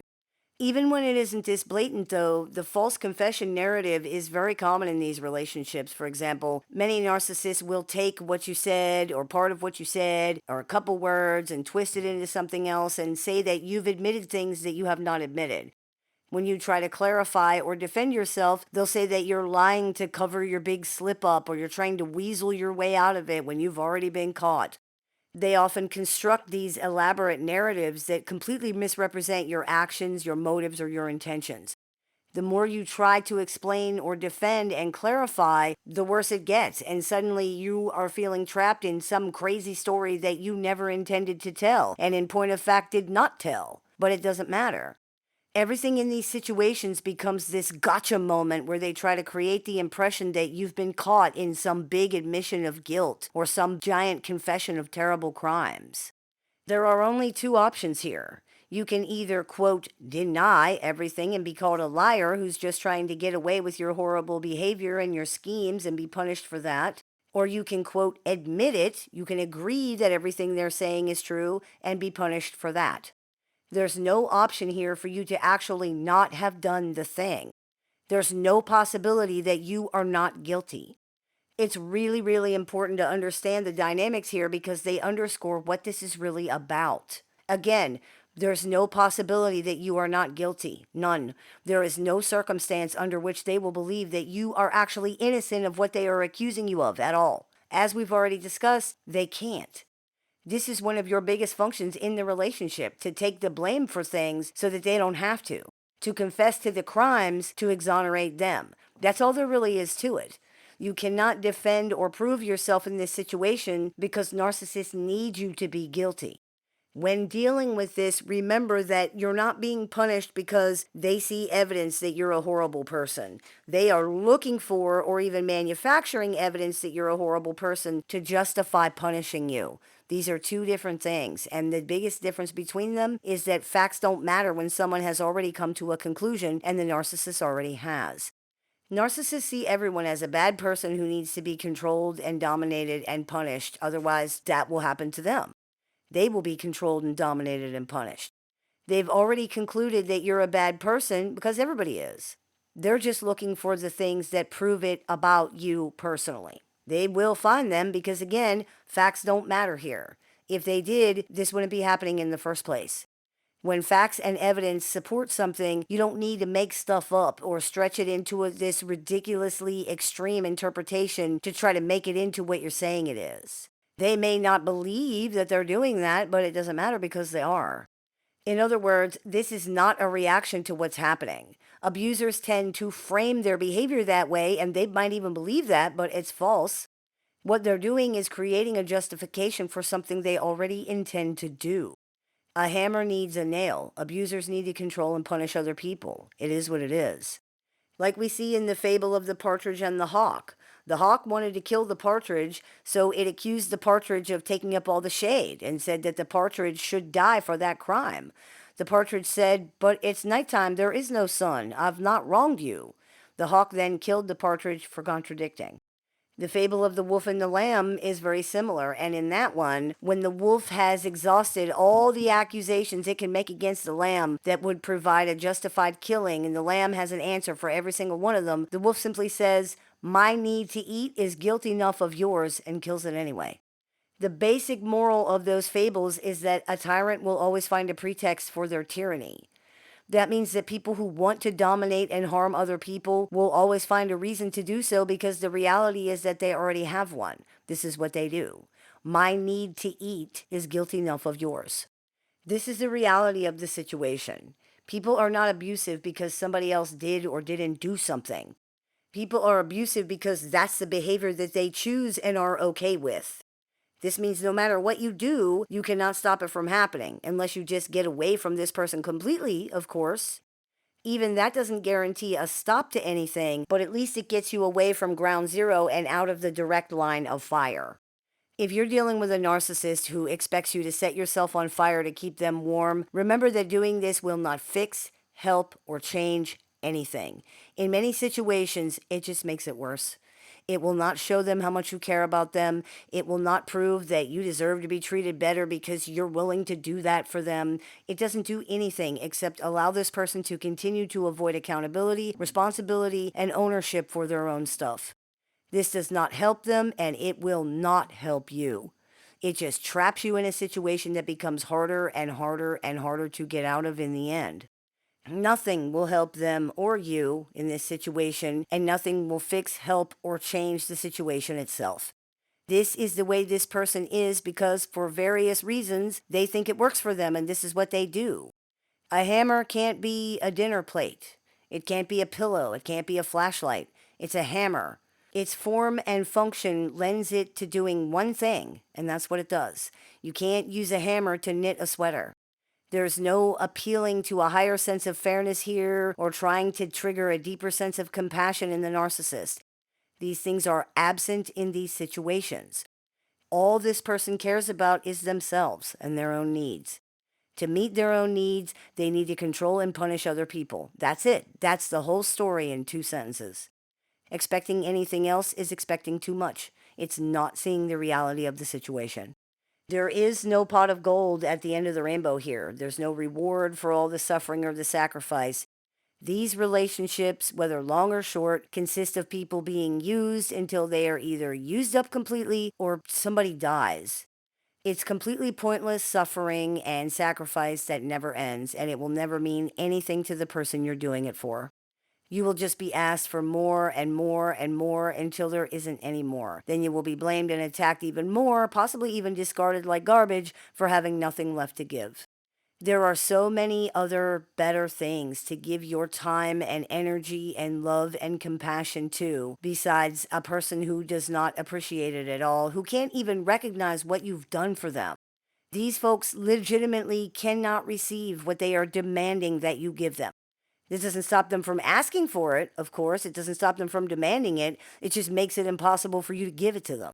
They will feel perpetually wronged, perpetually disappointed, perpetually insulted, and perpetually hurt by your failure to do so. Even though it's not your fault at all, you will be blamed and punished forever, no matter what.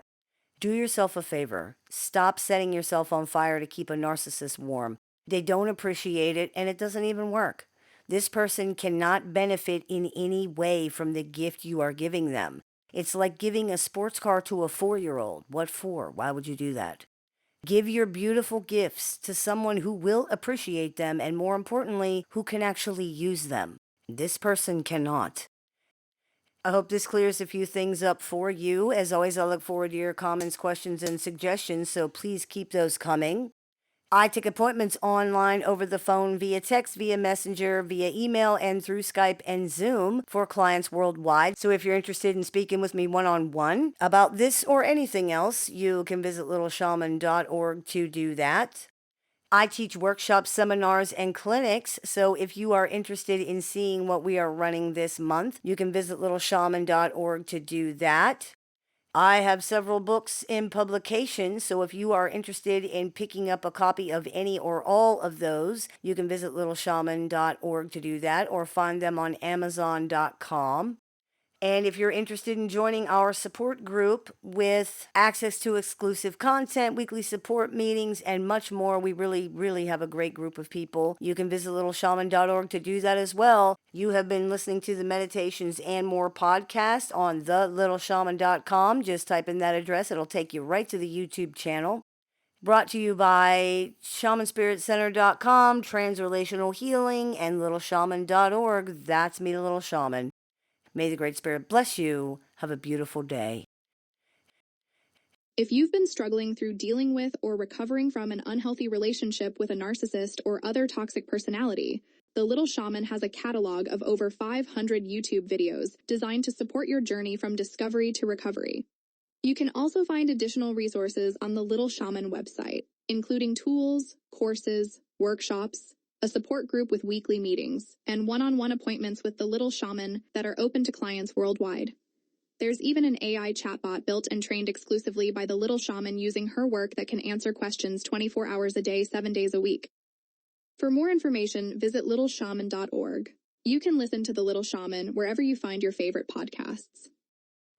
Hey everybody, it's Shaman Sister Sin, and you're listening to the Meditations and More podcast here on thelittleshaman.com. Just type that address in, it'll take you directly to the YouTube channel. Today's episode is brought to you by Transrelational Healing, shamanspiritcenter.com, and littleshaman.org. That's me, the Little Shaman. Today I wanted to talk to you about something that many people have come to see about dealing with narcissists, and that is that they're like the walking dead. What do we mean by that? When you say walking dead, most people think of zombies lurching around trying to eat people's brains or rising out of the grave to terrorize the neighborhood.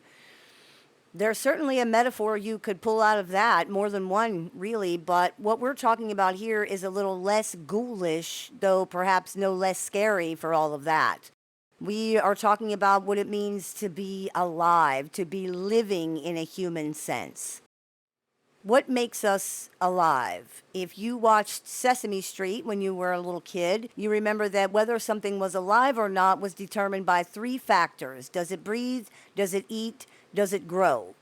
Certainly in a biological sense, narcissists are alive, but what about beyond that? What makes us alive as human beings?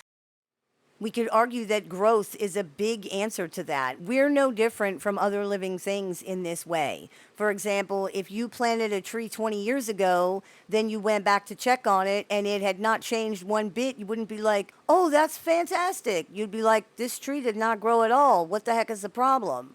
You would automatically realize something was wrong because it didn't grow at all. This doesn't just apply to physical growth either for human beings. We also need to be able to engage in mental, emotional, and spiritual evolution, to be able to adapt, expansion of perspective, the ability to change. If we can't do those things, then there's really only so much we can learn and really only so far we can go with anything. If you cannot learn from your mistakes, if you can't expand your perspectives, if you can't do different things when you need to, if you can't learn from your failures, then you're going to continue to do what you've always done, even if it doesn't work anymore, even if it never really worked. As many a motivational poster has warned us, if you continue to do what you've always done, you will continue to get what you've always got. Questionable grammar notwithstanding, that is very good advice. This is what you see so often with pathologically narcissistic people. They tend to have serious, even extreme difficulty with psychological flexibility and adapting. Many narcissists claim that they're evolving, but what you will find is just a new version of the same old scene. They find new excuses or justifications for the same things that they've been doing, thinking, or believing, and they call that growth. For example, someone who refuses to engage in necessary discussions or address real issues might try to justify that by calling it boundaries now. Or someone who's always been selfish and inconsiderate may continue to engage in that behavior but try to justify it by calling it self-care now. This is a new coat of paint on a very old car. Finding a new way to justify engaging in old behavior is not evolving. It's not growth at all. Narcissists are not the only people who do those kinds of things, of course, but the mechanism behind this behavior for them is rigid pathology and a pretty profound lack of self-awareness, among other serious issues. They may, in fact, believe they're legitimately doing something different. It's very difficult for narcissists to change their beliefs, perspectives, mindsets, and viewpoints. They generally have immense difficulty adapting to changing circumstances or when things don't go the way that they thought things would go. The amount of psychological rigidity here is extremely problematic. If you've ever tried to prove something to a narcissist, you already know that. This isn't just a gimmick or like a put on. They really do have serious difficulty with integrating new information. So much so that they very often will continue to say the same wrong thing even after they've been corrected and or proven wrong repeatedly. Many times it's as if they don't even remember having been proven wrong, and it's very possible that they don't, because the information that contradicted what they think or what they believe was just ignored. Even if they acknowledged it at the time, it was not integrated or processed in any way. It's just words that were being said. Pathologically narcissistic personalities can have such immature and primitive processing abilities that they legitimately cannot process or integrate contradictory information, like a baby. This is, for example, the reason that they engage in splitting and black and white thinking.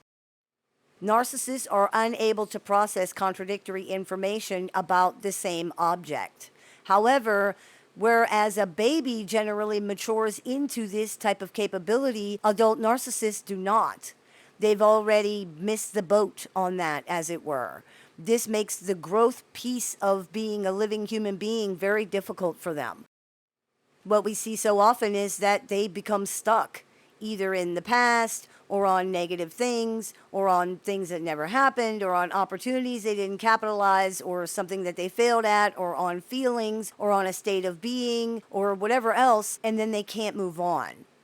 There is no way for them to expand their perspective, let things go, or process things so that they can move forward with a better or different understanding. They just don't have that capability. They stay stuck, running around in circles in their minds and dragging the same things up or arguing about the same things or talking about the same feelings or boring everybody with the same stories over and over and over again. Part of this is a choice because though they legitimately do have extreme difficulty integrating new information, they are very often reinforcing that problem by refusing to even try. This is largely due to stubbornness on top and fear underneath. The stubborn refusal to listen to anyone else or entertain any other perspective is exactly that. It's a refusal.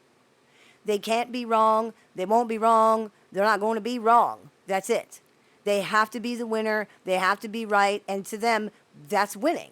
The fact that it causes them to stagnate and never be able to evolve is not considered. They held their position. That means they won. That's it. The reality is, this is extremely harmful for them in many ways. They're just too focused on other things to be able to see that. They're so focused on hanging on to this that they can't see that everyone else is moving on without them. Everyone else is leaving them behind. Everyone else is maturing and outgrowing them. It can be decades before they figure it out, if they ever do. And many times, they're still too stubborn to acknowledge it or to try something different. However, the undercurrent driving all of this stubbornness and this refusal is fear. The simple fact is, many narcissists view looking at things from a different perspective as, quote, gaslighting themselves, or they refuse out of the fear that this is somehow going to make them vulnerable to whatever dastardly trick that you're trying to play on them. They're fossilized, set in stone, aging but never changing. It's really very sad in many ways that someone is so afraid and fragile that even entertaining a different perspective is too threatening for them to be able to try. But you can't change this for them. They have to be willing to do it themselves, and they're not. That's essentially what the word pathological means in practical terms in this context. A refusal to adapt or change even when it's necessary, even when it's required. It is what it is.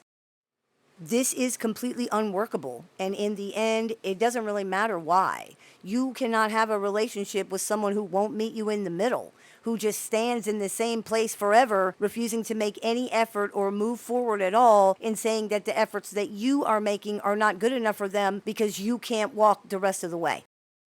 The infantile entitlement that you see here is also fear-driven.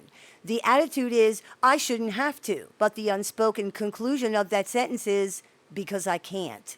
Some narcissists will even say that. Unfortunately, this is where you have to leave them, in the past where they're stuck. Only the dead live in the past, clinging to the lives and wounds and patterns that killed them. You can't drag a corpse through life. It only slows you down or stops you from going forward. It does nothing for the corpse because the corpse is beyond help. You have to leave it where it is and move on because you're alive. You are growing and evolving and changing every day. They're not, and that's just how it is. I hope this clears a few things up for you. As always, I look forward to your comments, questions, and suggestions, so please keep those coming.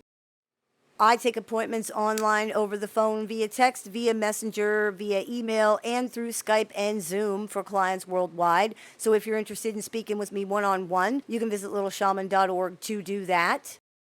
I have several books in publication, so if you are interested in picking up a copy of any or all of those, you can visit littleshaman.org to do that, or find them on amazon.com. I teach workshops, seminars, and clinics, so if you're interested in seeing what we are running this month, you can visit littleshaman.org to do that. And if you're interested in joining our support group with access to exclusive content, weekly support meetings, and more, you can visit littleshaman.org to do that as well. You've been listening to the Meditations and More podcast here on thelittleshaman.com, brought to you by Transrelational Healing, shamanspiritcenter.com, and littleshaman.org. That's me, Little Shaman. May the Great Spirit bless you. Have a beautiful day. If you've been struggling through dealing with or recovering from an unhealthy relationship with a narcissist or other toxic personality, the Little Shaman has a catalog of over 500 YouTube videos designed to support your journey from discovery to recovery. You can also find additional resources on the Little Shaman website, including tools, courses, workshops, a support group with weekly meetings, and one-on-one appointments with the Little Shaman that are open to clients worldwide. There's even an AI chatbot built and trained exclusively by the Little Shaman using her work that can answer questions 24 hours a day, 7 days a week. For more information, visit littleshaman.org. You can listen to The Little Shaman wherever you find your favorite podcasts.